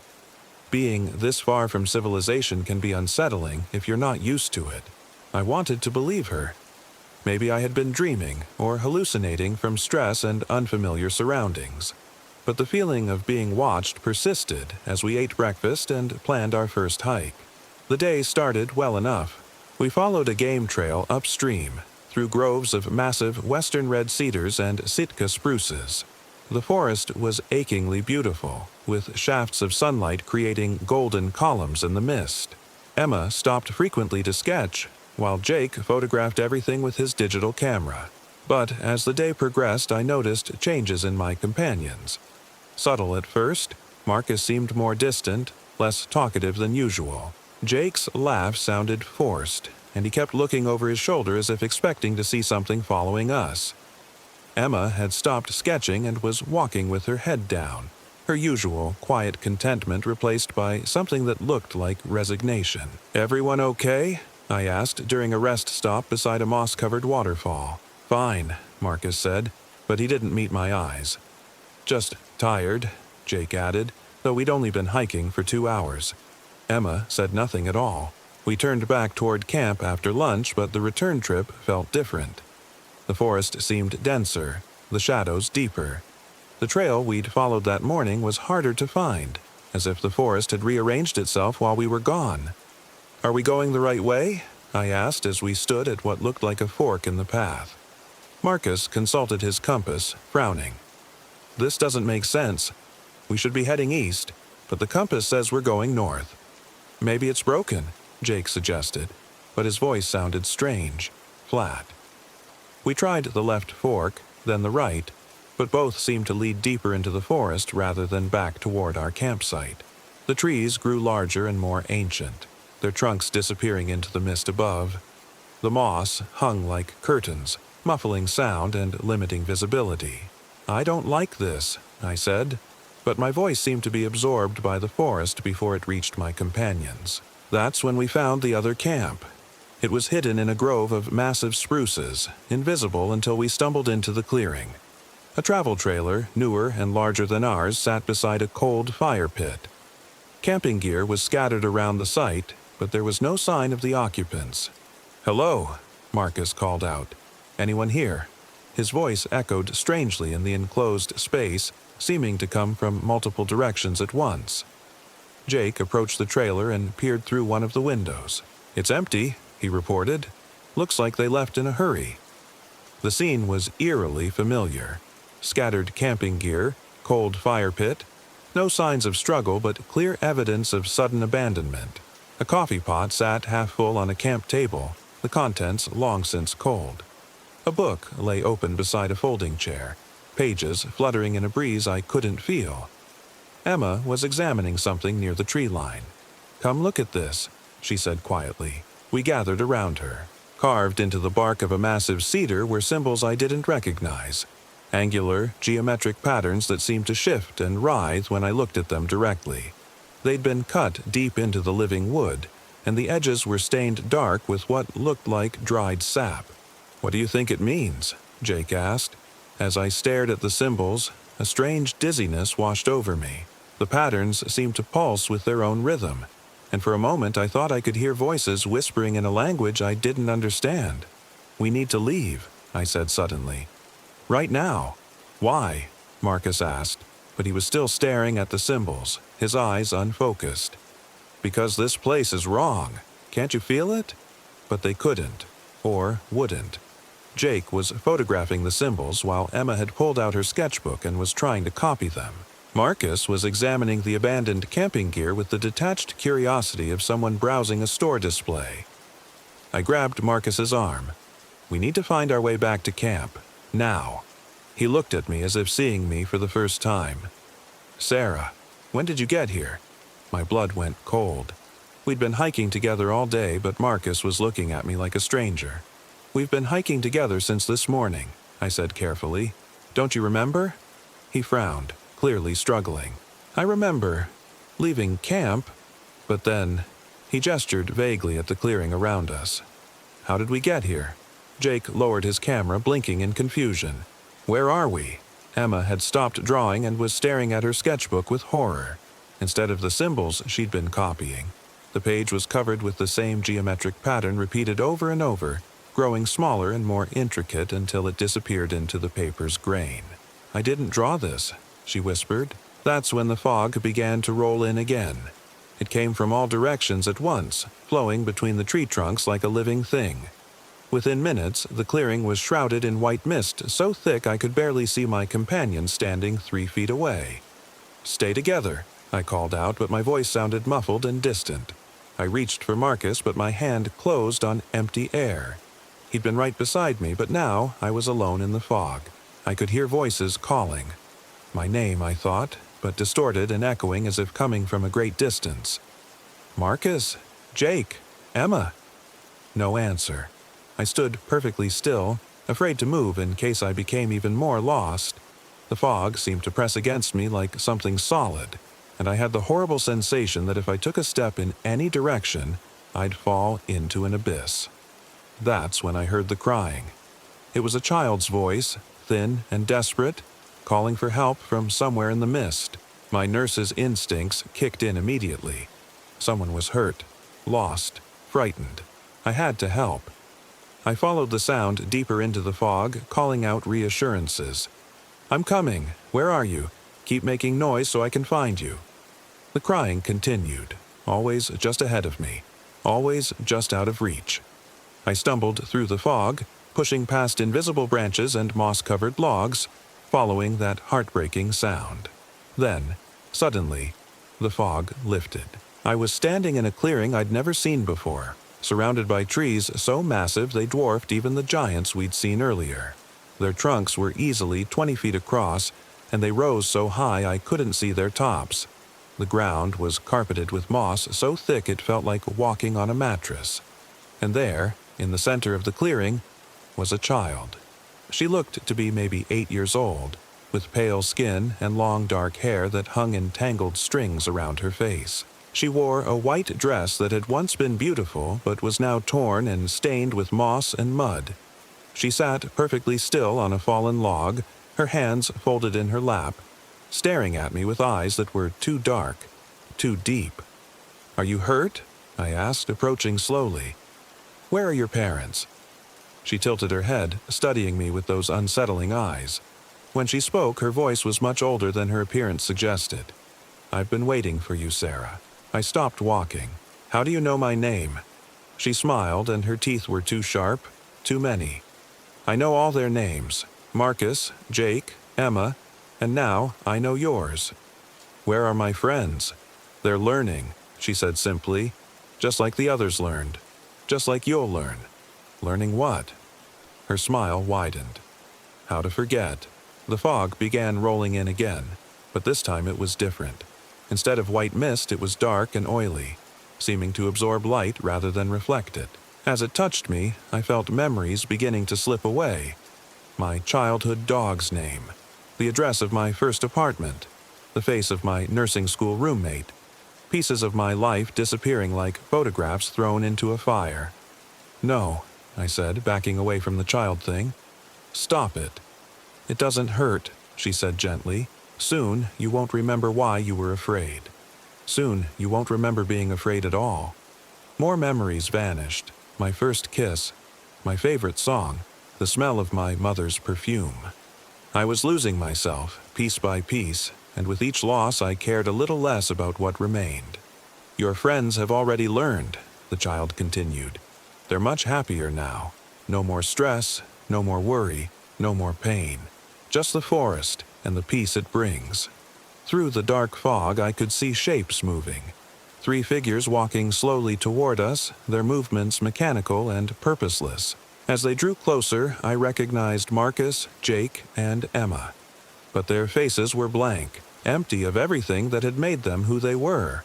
Sarah, Marcus said, but his voice was flat, emotionless. Come with us. It's better here. I wanted to. The pull to surrender was overwhelming.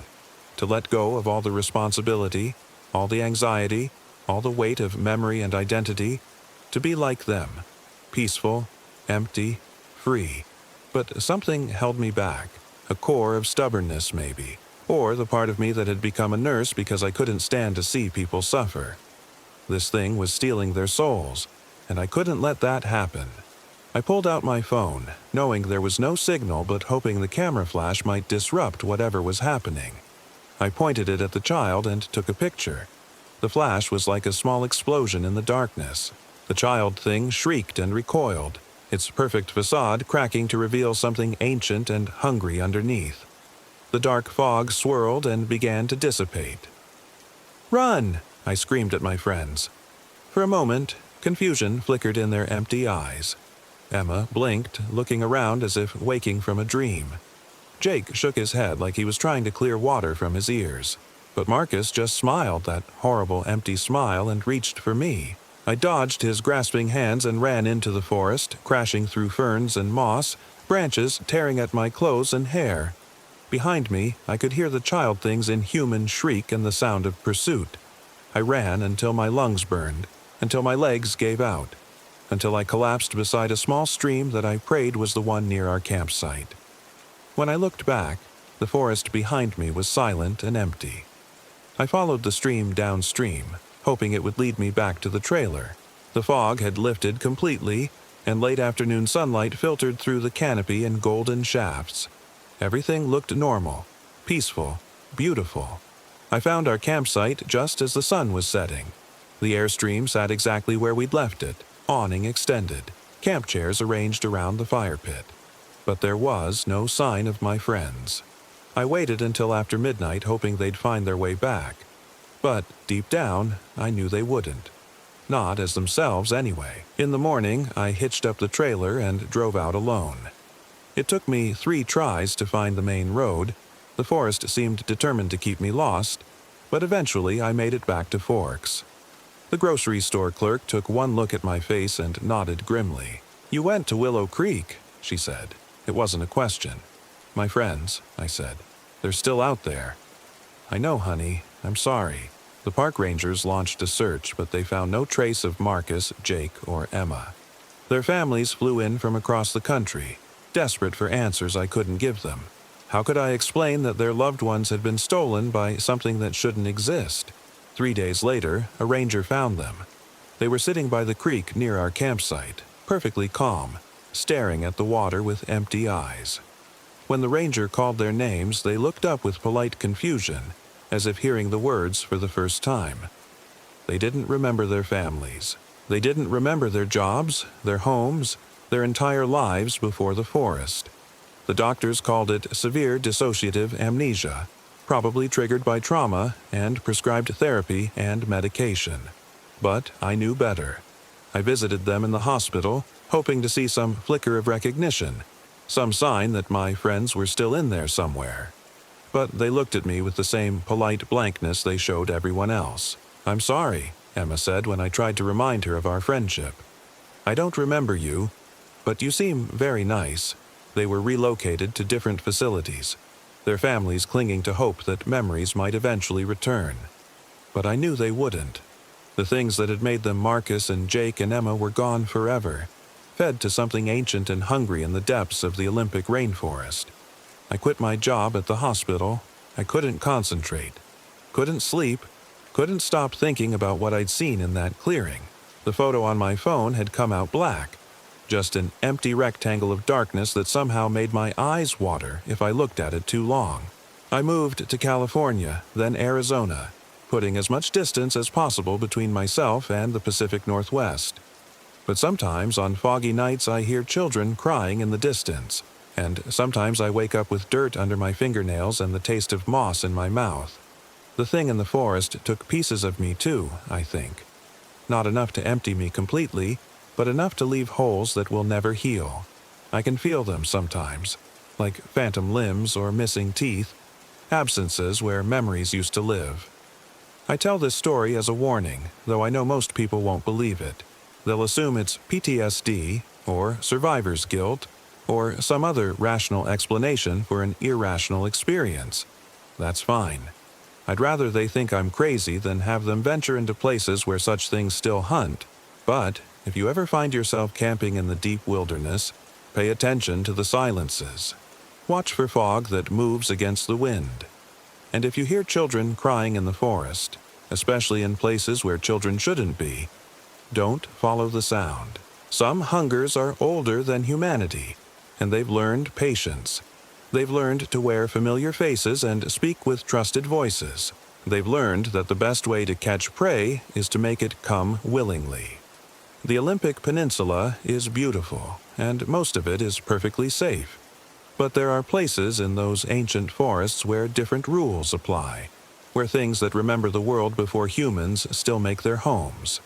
The signs are always there, if you know how to look. The locals warn you. The animals avoid certain areas. Your instincts scream danger even when everything looks peaceful. Listen to those warnings. Trust those instincts. Because forgetting might seem like peace, but it's not freedom. It's death by degrees, the slow dissolution of everything that makes you human. And once you start forgetting, there's no way back. The rain never stops in the Olympic rainforest.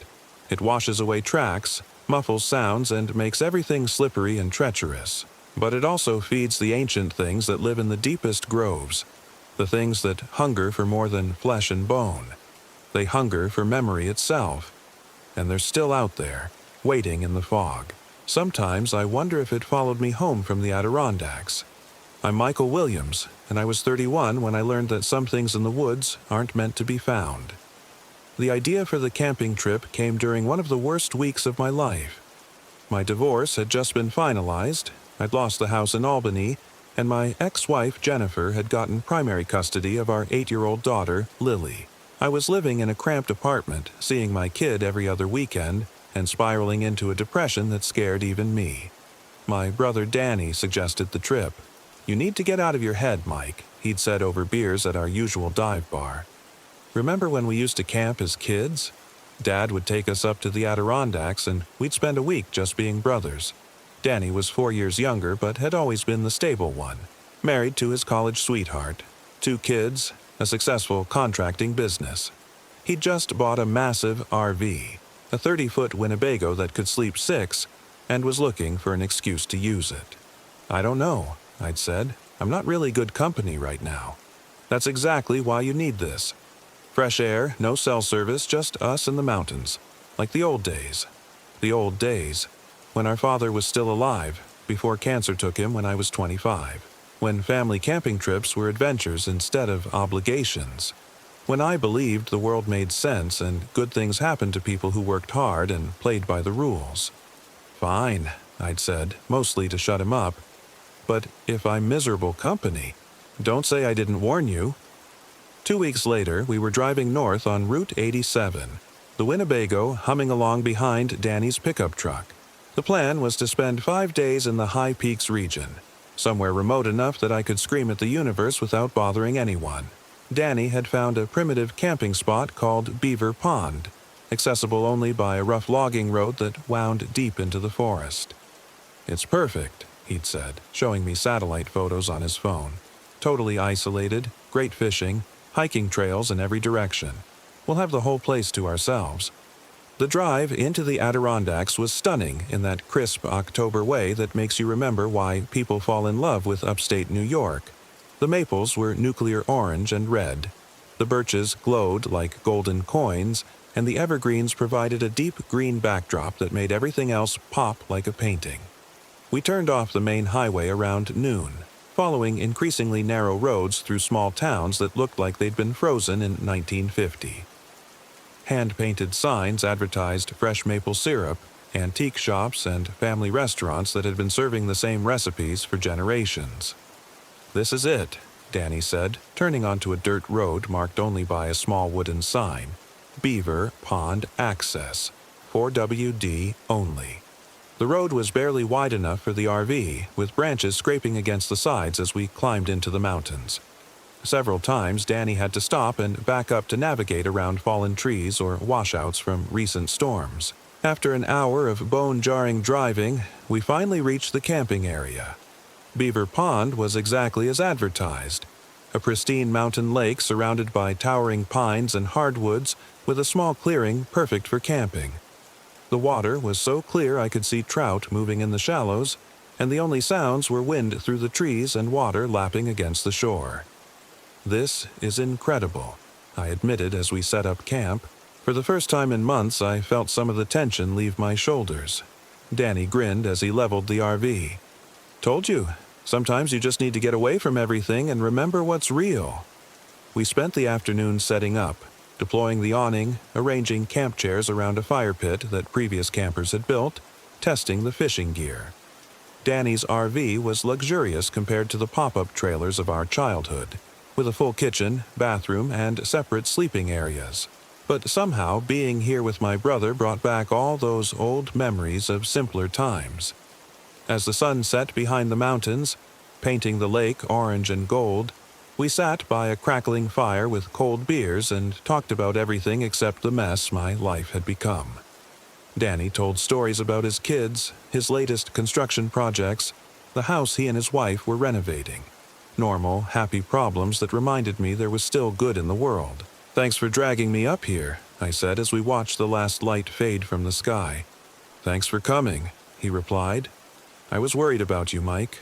Really worried. I'm okay, or I will be. Dad would have loved this place," Danny said quietly. "Remember that time he took us to Lake George and we caught those massive bass? And you cried because you didn't want to eat them," I laughed. "I was 8. They had faces." We talked late into the night, the fire crackling between us and the Milky Way blazing overhead in a way you never see in the city. I went to sleep feeling more peaceful than I had in months. The first sign something was wrong came the next morning. I woke up to Danny shaking my shoulder. "Mike, wake up. Someone's been messing with our stuff." I stumbled outside in my underwear and immediately saw what he meant. Our camp chairs had been moved, not randomly, but arranged in a perfect circle around the dead fire pit. Our fishing gear, which we'd left neatly organized on the picnic table, was now scattered across the clearing as if someone had gone through it piece by piece. "Kids?" I suggested, though we were 20 miles from the nearest road. "Maybe, but look at this." Danny led me to the edge of the clearing where the forest began. Pressed into the soft earth were footprints. Human footprints, but wrong somehow.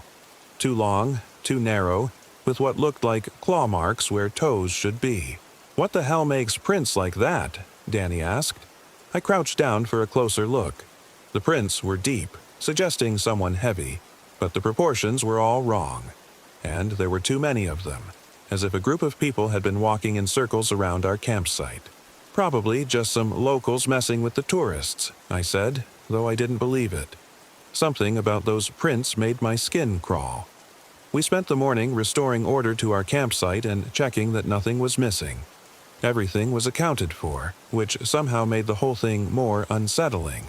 If someone had been trying to steal from us, at least that would make sense. This felt more like investigation, like something had been studying us while we slept. "Should we pack up?" Danny asked as we ate breakfast. I considered it. Part of me wanted to get back in the truck and drive straight home, but the rational part of my brain insisted this was just some weird prank by local kids who knew about the camping spot. "Let's give it another night," I said. "But maybe we should take turns staying awake." "You really think that's necessary?" "Probably not, but better safe than sorry." We spent the day hiking around the lake, fishing from the shore, trying to recapture the peaceful feeling of the night before. But the spell was broken. Every snapping twig made us jump. Every shadow in the forest looked like a watching figure. The fishing was excellent. We caught enough brook trout for dinner and then some. But even that felt tainted by the knowledge that someone had been watching us sleep, going through our belongings with careful, deliberate hands. As evening approached, Danny suggested we drive down to the main road and find a bar with Wi-Fi. Maybe call his wife and check on the kids. The idea was tempting, but I found myself reluctant to leave the campsite unattended. "What if they come back and trash the RV?" I asked. "What if they come back while we're here?" Danny countered. In the end, we stayed. Danny cooked the trout over the fire while I kept watch scanning the tree line for movement. The meal was delicious, but I barely tasted it. Every few minutes I thought I saw pale faces watching us from between the trees. "This is ridiculous," Danny said, noticing my paranoia. "We're scaring ourselves over nothing." Maybe he was right. Maybe I was just projecting my own anxiety onto innocent circumstances. But as full darkness fell and we retreated to the RV, I couldn't shake the feeling that we were being watched by something that wasn't entirely human. I volunteered for the first watch. Danny protested, but I insisted. I was too wired to sleep anyway. I sat in the driver's seat with all the lights off, peering through the windshield at the campsite and forest beyond. For the first hour, nothing happened. The night was clear and quiet, with just enough moonlight to see the general shapes of trees and rocks around the clearing. A few times I heard what might have been footsteps in the forest, but they could just as easily have been deer or other animals. Then, around midnight, they came. At first it was just movement in my peripheral vision, pale shapes drifting between the trees like mist. But as my eyes adjusted, I realized they were figures, human-shaped, but too tall and too thin, moving with a fluid grace that didn't look quite right. There were at least 6 of them, maybe more, circling the clearing at the edge of the forest. They stayed in the shadows, never fully visible, but I could see enough to know they weren't normal people. Their limbs were too long, their movements too smooth, and they made no sound as they walked. I should have woken Danny, should have started the engine and gotten us out of there immediately. But I was frozen, mesmerized by the impossible sight of these things stalking around our campsite. One of them stepped into the moonlight. It was tall, maybe 7 feet, and painfully thin, as if someone had stretched a human body like taffy. Its skin was pale and seemed to glow faintly in the darkness, but it was the face that made my breath catch in my throat. It had no features, no eyes, no nose, no mouth, just a smooth, blank skin where a face should be. Yet somehow I knew it was looking directly at me. The thing tilted its head with curious precision, then raised one impossibly long arm and pointed at the RV. At me. The others stopped circling and turned toward the vehicle. 6 featureless faces, all pointing in my direction. I could feel their attention like a physical weight, pressing against the windshield. Then, as silently as they'd appeared, they melted back into the forest. I sat there for another hour, heart hammering, scanning the trees for any sign of movement. But they were gone, leaving only the memory of those terrible blank faces and the certainty that we were in serious danger. When Danny's alarm went off at 2 a.m. for his shift, I nearly jumped out of my skin. "Jesus, Mike," he said, looking at my face. "You look like you've seen a ghost." "Something like that," I said. I told him everything, watching his expression change from skepticism to concern to outright fear. "Those aren't people," I finished. "I don't know what they are, but they're not human." Danny was quiet for a long moment, processing what I'd told him. "You're sure you weren't dreaming? Hallucinating from stress?" I was wide awake. "They were real, Danny, and they know we're here." He took the driver's seat while I moved to the passenger side, too shaken to go back to bed. We sat in tense silence, both staring out at the forest, waiting for something to happen. Around 3 a.m., we heard the voices. They were coming from the woods on all sides of the clearing. Human voices, but wrong. Too deep, too resonant, like sounds being made by creatures with much larger lungs than humans possessed. And they were calling our names. "Michael," came a voice from the north side of the clearing. It sounded almost like my father, but with an electronic quality that made my skin crawl. "Danny," called another voice from the south. This one sounded like Danny's wife, but stretched and distorted. "Come outside," said a third voice, and this one was definitely my daughter Lily, but wrong, so wrong. "Daddy, I'm scared. Come help me." Danny's hands were white-knuckled on the steering wheel. "That's not Lily," he whispered. "I know," I said, though every paternal instinct was screaming at me to run outside and find my daughter. The voices continued for 20 minutes, cycling through people we knew, loved ones calling for help, children crying in the darkness. But we stayed in the RV, knowing that whatever was making those sounds wasn't human and definitely wasn't our family. Finally, as abruptly as they'd started, the voices stopped. Dawn couldn't come fast enough. As soon as there was enough light to see clearly, we began breaking camp. Neither of us spoke about what we'd experienced. We just worked with desperate efficiency to get packed and get out. But as we were loading the last of our gear, Danny made a discovery that stopped us cold. "Mike," he called from the back of the RV, "come look at this." He was pointing at the rear window, where something had been written in what looked like condensation on the glass. But the morning was dry, and there was no moisture in the air that could have created it. Written in flowing script were the words, "We know where you live." The drive out of the mountains was a nightmare of paranoia. Every turn in the road could hide an ambush. Every shadow between the trees could be one of those impossible figures. But we made it to the main highway without incident, and gradually the familiar sights of civilization began to calm our nerves. "Maybe we should report this to someone," Danny suggested as we stopped for gas. "Report what? That we saw tall, skinny people with no faces who can imitate voices? They'd lock us up." He was quiet for a moment. "What do you think they were? I don't know. And I don't want to know." We drove home in relative silence, both of us trying to process what we'd experienced. By the time we reached Albany, I'd almost convinced myself it had been some kind of shared hallucination brought on by stress and isolation. Almost. That night, alone in my apartment, I discovered they'd been telling the truth. I was watching TV when I heard my daughter's voice from the hallway. "Daddy, are you home?" My blood went cold.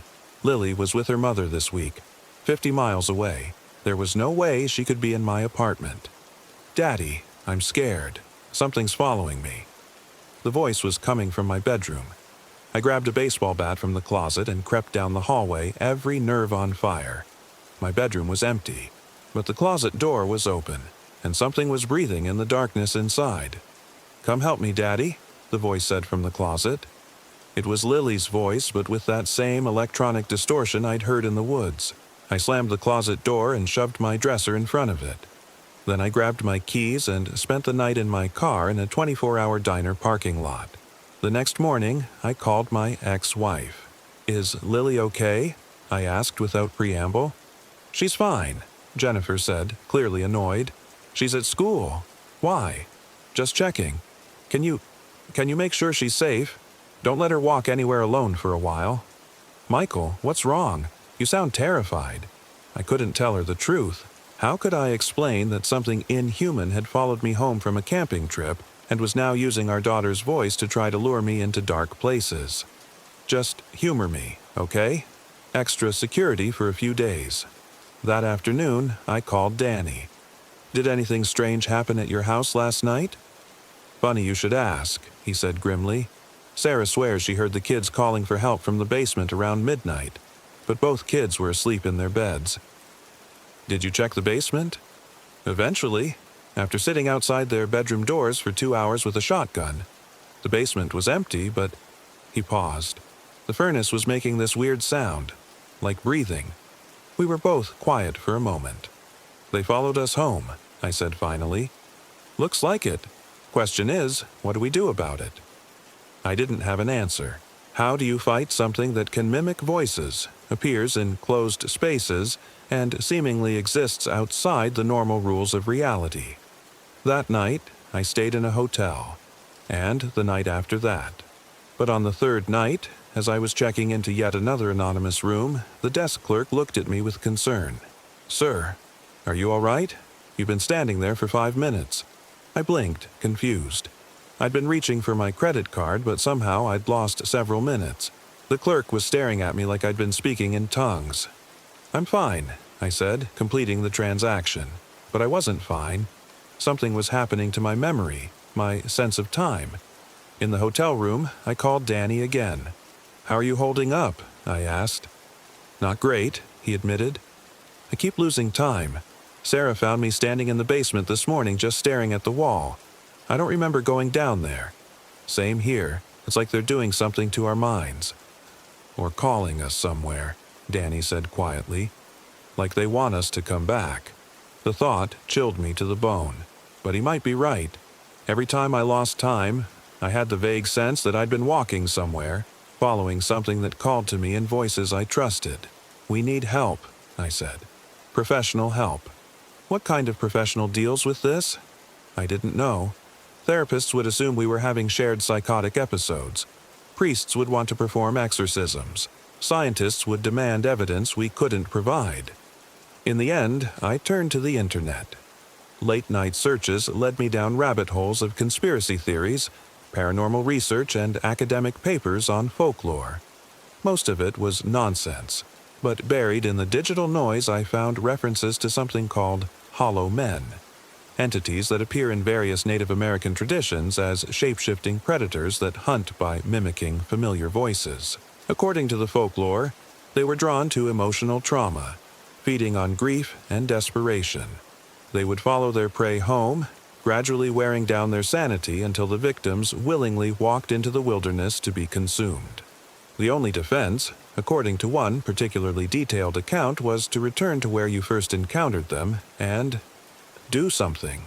The translation from the original Haudenosaunee text was unclear, but it involved feeding the hollow men what they truly hunger for. I called Danny and told him what I'd found. "So, we have to go back," he said after a long silence. "Looks like it. Unless you want to spend the rest of your life losing chunks of time and hearing dead people's voices. What if it's a trap? What if that's exactly what they want? Then we're screwed either way."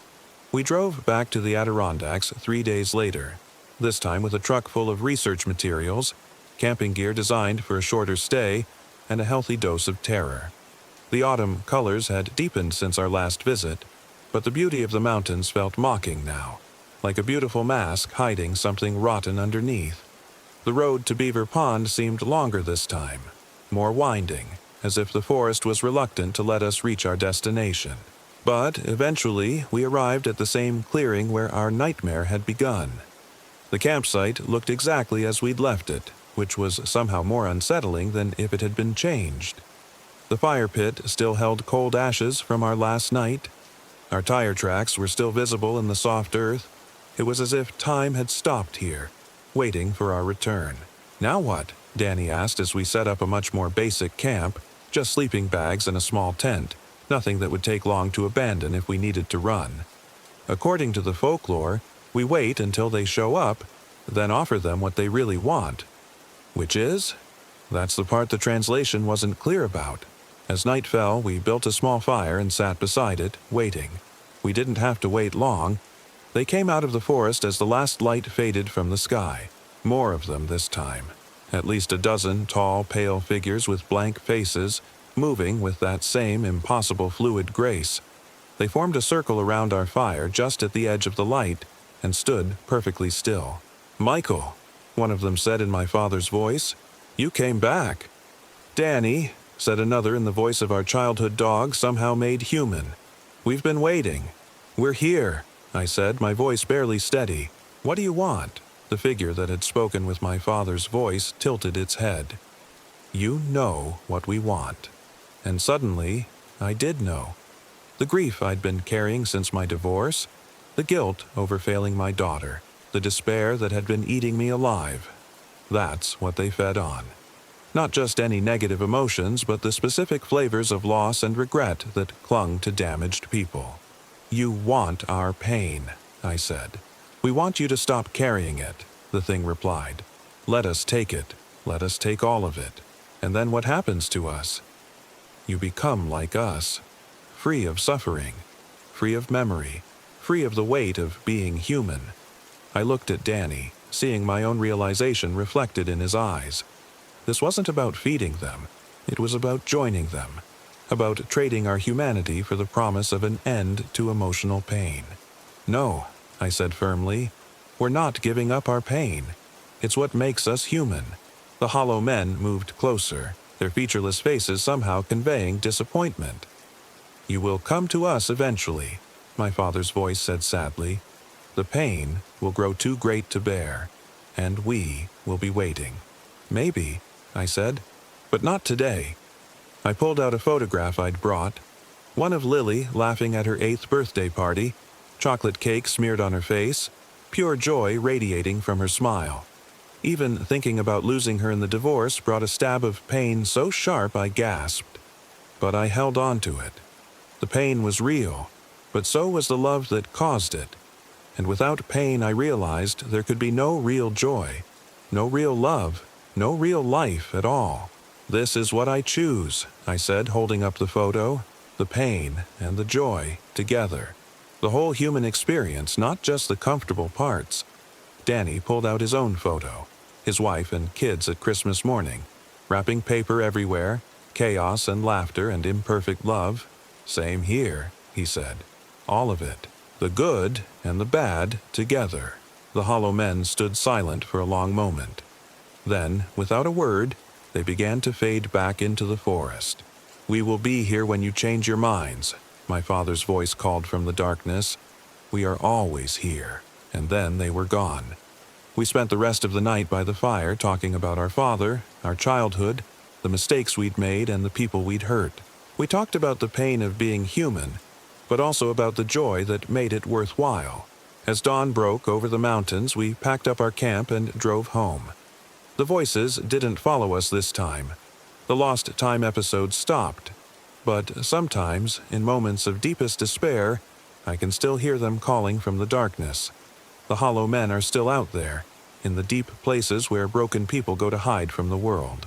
They're waiting for anyone desperate enough to trade their humanity for the promise of an end to suffering. But I learned something important in those Adirondack woods. Our pain is part of us, just like our joy. It's what connects us to other people, what makes us capable of empathy and growth and real love.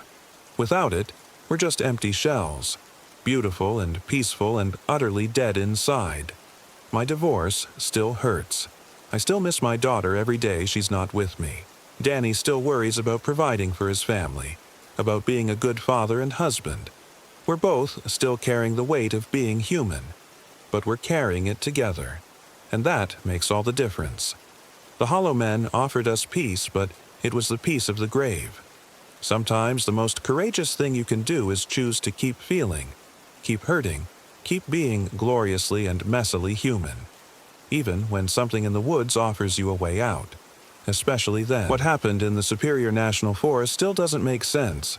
I'm Robert Johnson, and I was 35 when I learned that some things in the woods aren't meant to be found. The camping trip was meant to save my marriage. Lisa and I had been fighting for months.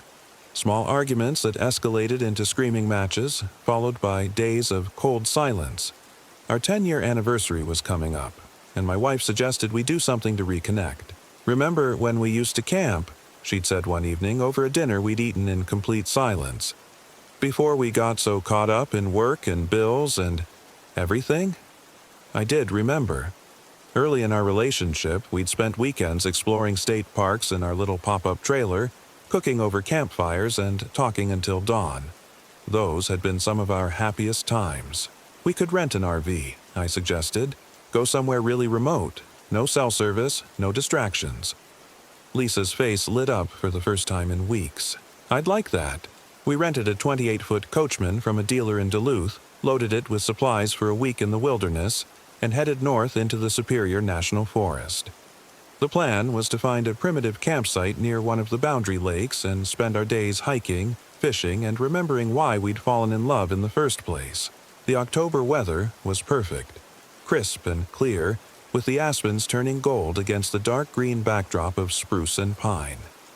We'd driven for 3 hours on increasingly narrow roads, past lakes that reflected the autumn sky like mirrors, until we found exactly what we were looking for. The campsite was unmarked on any map, just a small clearing beside a pristine lake that probably didn't even have a name. No other campers, no facilities, no signs of human presence except for a few old fire rings scattered around the shoreline.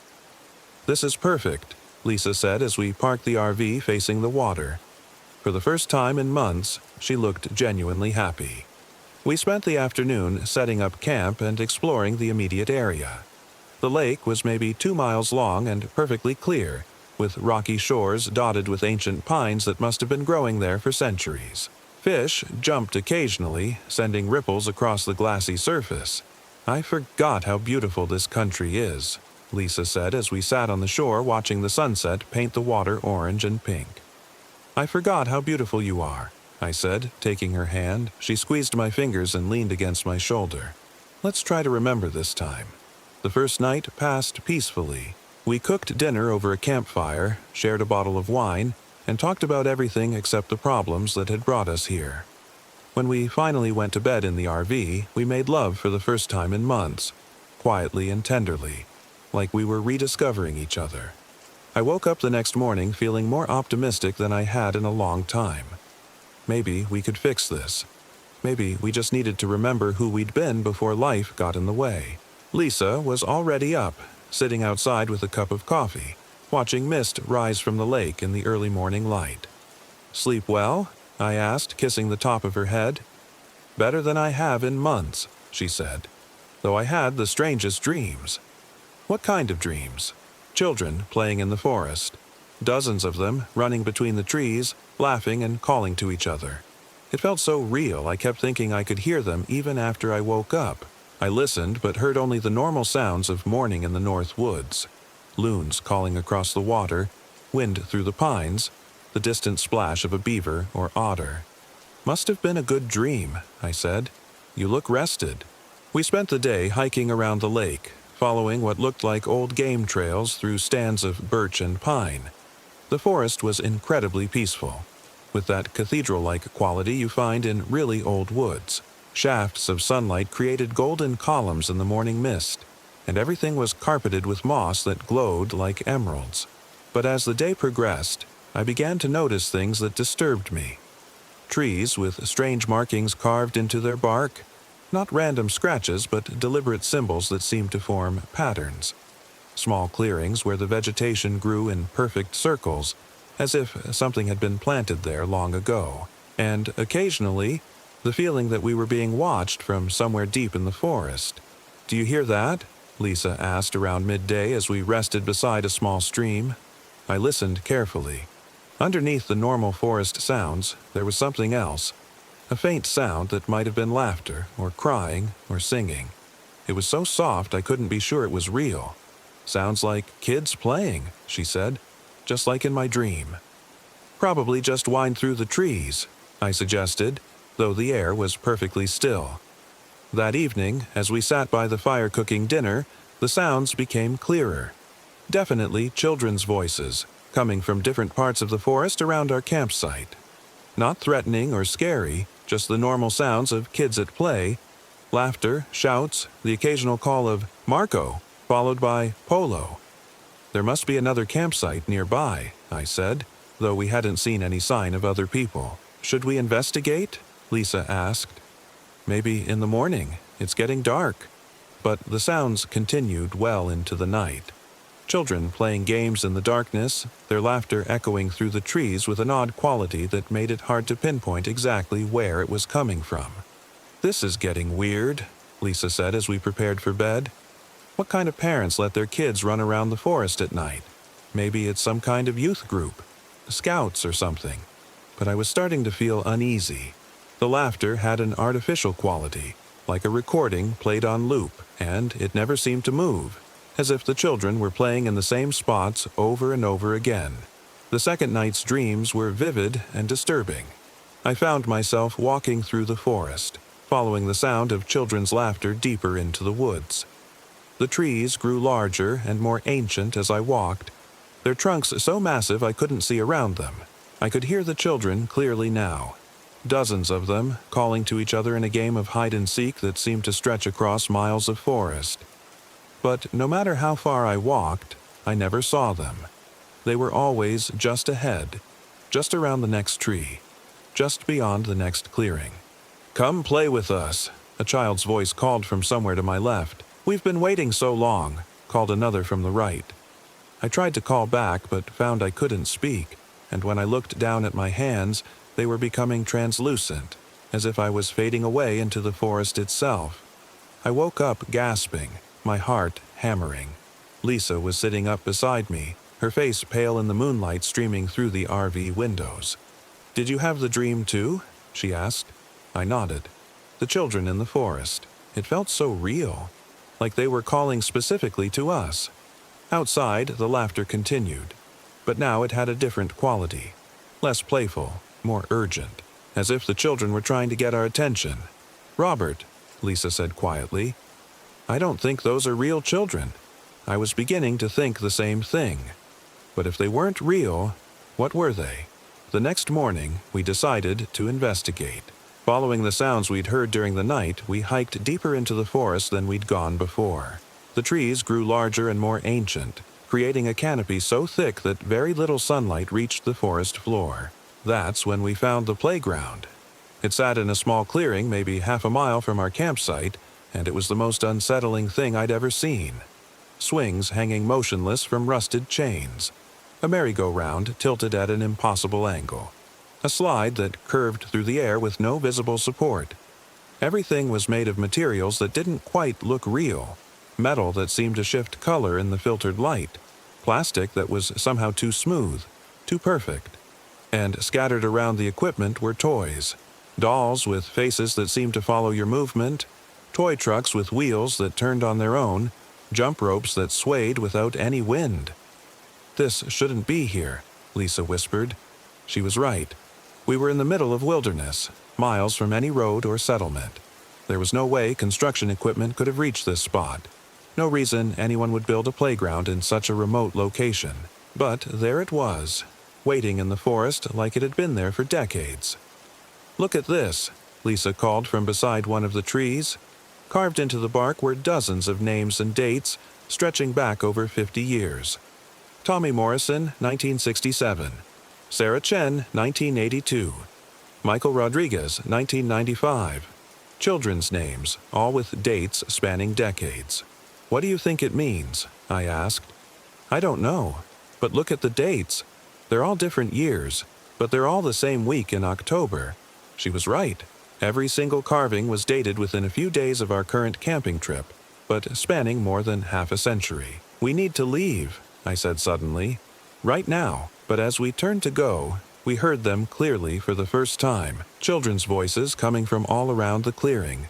"Don't go," called a young boy's voice. "We just want to play." "We've been waiting so long for new friends," added a girl. They sounded so real, so normal, that for a moment I found myself looking around for the children themselves.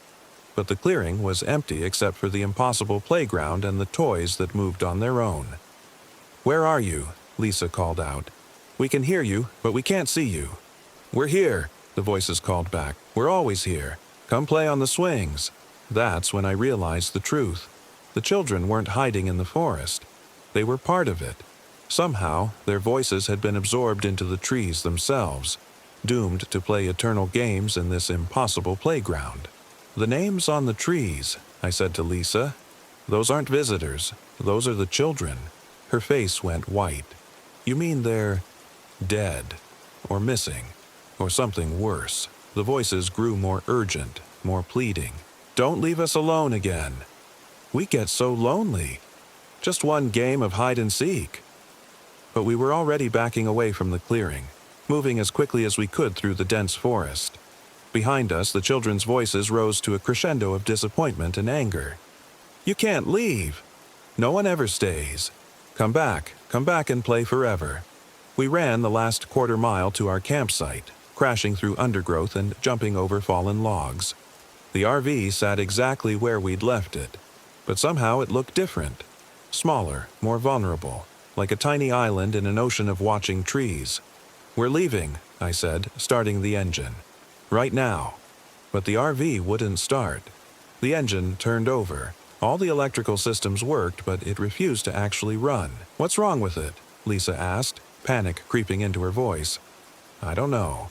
I tried again and again, but the engine would turn over without catching, as if something was preventing combustion. That's when we heard them coming through the forest.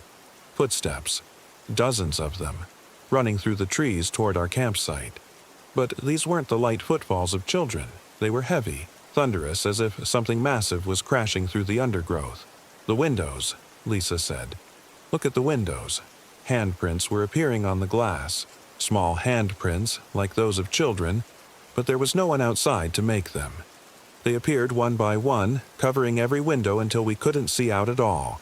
"Let us in," came the children's voices, muffled now by the glass. "We just want to play. Open the door. Don't be afraid. We'll be the best friends you ever had." The RV began to rock slightly, as if invisible hands were pushing against it from all sides. The handprints on the windows grew more numerous, overlapping until the glass was completely covered. "What do they want?" Lisa whispered. "I think they want us to join them," I said, "to become part of their eternal game." "How long have they been out there?" "Decades, maybe longer." The engine suddenly roared to life. "Go!" Lisa shouted. "Go now!" I threw the RV into gear and floored the accelerator. We crashed through the forest, bouncing over rocks and fallen branches, scraping against trees on both sides. Behind us, the children's voices rose to an inhuman wail of rage and disappointment. The narrow road seemed longer in our panic, full of turns and obstacles I didn't remember from the trip in. Several times I was sure we'd get stuck or tip over, but somehow we kept moving, driven by pure terror and the desperate need to escape. It wasn't until we reached the main highway that the children's voices finally faded behind us. We drove straight to Duluth without stopping, returned the RV to the rental company, and checked into a hotel. Neither of us slept that night, too shaken by what we'd experienced to do anything but hold each other and listen for sounds that didn't come. "Did that really happen?" Lisa asked the next morning over coffee. "It happened," I said. "Question is, do we report it?" "Report what?" "That we heard ghost children in the forest? They'll think we're crazy." She was probably right, but I kept thinking about all those names carved into the trees, all those children who'd somehow become trapped in that impossible playground. In the end, we decided to do some research first. Using the names and dates from the tree carvings, we spent hours in the Duluth library searching through old newspaper archives. What we found chilled us to the bone. Every single name we'd seen carved into that tree belonged to a child who'd gone missing while camping with their families in the Superior National Forest. The disappearances stretched back to the 1960s, all occurring during the same week in October, all from remote campsites near unnamed lakes. The pattern was always the same. Families would set up camp for a few days of wilderness camping. Children would be heard playing in the forest at night. Then, one morning, the kids would be gone. Search parties would find no trace, no evidence of what had happened. The cases would remain open for years before finally being filed away as unsolved. 50 years, Lisa said, staring at the newspaper clippings spread across our hotel room bed. 50 years of missing children, and no one's made the connection. Maybe they have, I said. Maybe that's why those campsites aren't marked on any official maps. We drove back to Minneapolis in subdued silence, both of us trying to process what we'd learned. The camping trip that was supposed to save our marriage had turned into something far more sinister. But in a strange way, it did save us. Facing something that impossible together, something that challenged our basic understanding of reality, had reminded us what really mattered. The problems that had seemed so insurmountable, money stress, work pressure, communication issues, suddenly felt trivial compared to the horror we'd escaped. We went to counseling when we got home. We learned to talk to each other again, to listen, to remember why we'd fallen in love in the first place. Our marriage grew stronger than it had ever been, but we never went camping again. Not because we were afraid, though we were, but because we'd learned something about the wilderness that we could never unlearn. There are places in the deep woods where the normal rules don't apply, where things that should be impossible become real. The children are still out there, in that playground that shouldn't exist, playing their eternal games in the Superior National Forest. Every October they wait for new friends to join them, new voices to add to their ghostly games of hide and seek. I reported our experience to the Forest Service, but as Lisa had predicted, they treated it as the ramblings of stressed-out city people who'd let their imaginations run wild. The official response was polite but dismissive. No such playground existed in their records, and the missing children cases I mentioned were outside their jurisdiction. But I noticed something in the ranger's eyes when I mentioned the location. A flicker of recognition, quickly suppressed. He knew something, even if he couldn't officially acknowledge it. A few months later, I read a small news item buried in the back pages of a Minneapolis newspaper. The Forest Service had quietly closed several unofficial camping areas in the Superior National Forest, citing environmental concerns and unstable terrain. The closure included the general area where we'd camped. It wasn't much, but it was something. Maybe our report had convinced someone to take action, even if they couldn't admit why. But I know the children are still out there. On quiet October nights, when the wind is just right, Lisa and I both swear we can hear them playing in the distance, calling out in their eternal games, waiting for new friends to join them in the forest where time stopped moving 50 years ago. The playground sits empty now, surrounded by warning signs that most people ignore. But the swings still move without wind. The merry-go-round still turns without riders, and small handprints still appear on car windows when families camp too close to the unmarked boundaries. Because some hungers are older than civilization, and they've learned patience. They've learned that the best way to catch prey is to make it think it's found something wonderful. A perfect campsite, a magical playground, an adventure that will save a failing marriage. And children's voices are the perfect lure, because what parent can resist the sound of kids at play? What camping family doesn't smile when they hear laughter echoing through the trees? The watchers in the pines are still there, waiting for October, waiting for the next family to discover their impossible playground. And when they find you, they'll call out in their sweet, innocent voices, "Come, play with us. We've been waiting so long. Don't leave us alone again." Because loneliness is the worst thing of all, and they've been lonely for so very, very long. If you ever find yourself camping in the Superior National Forest and you hear children playing in the darkness, don't follow the sound. Don't investigate the laughter. And whatever you do, don't let your own children answer when the voices call out for new friends. Just pack up your camp and drive away as fast as you can. Because the playground in the woods doesn't need more equipment. It needs more children. And it's been collecting them, one family at a time for over 50 years.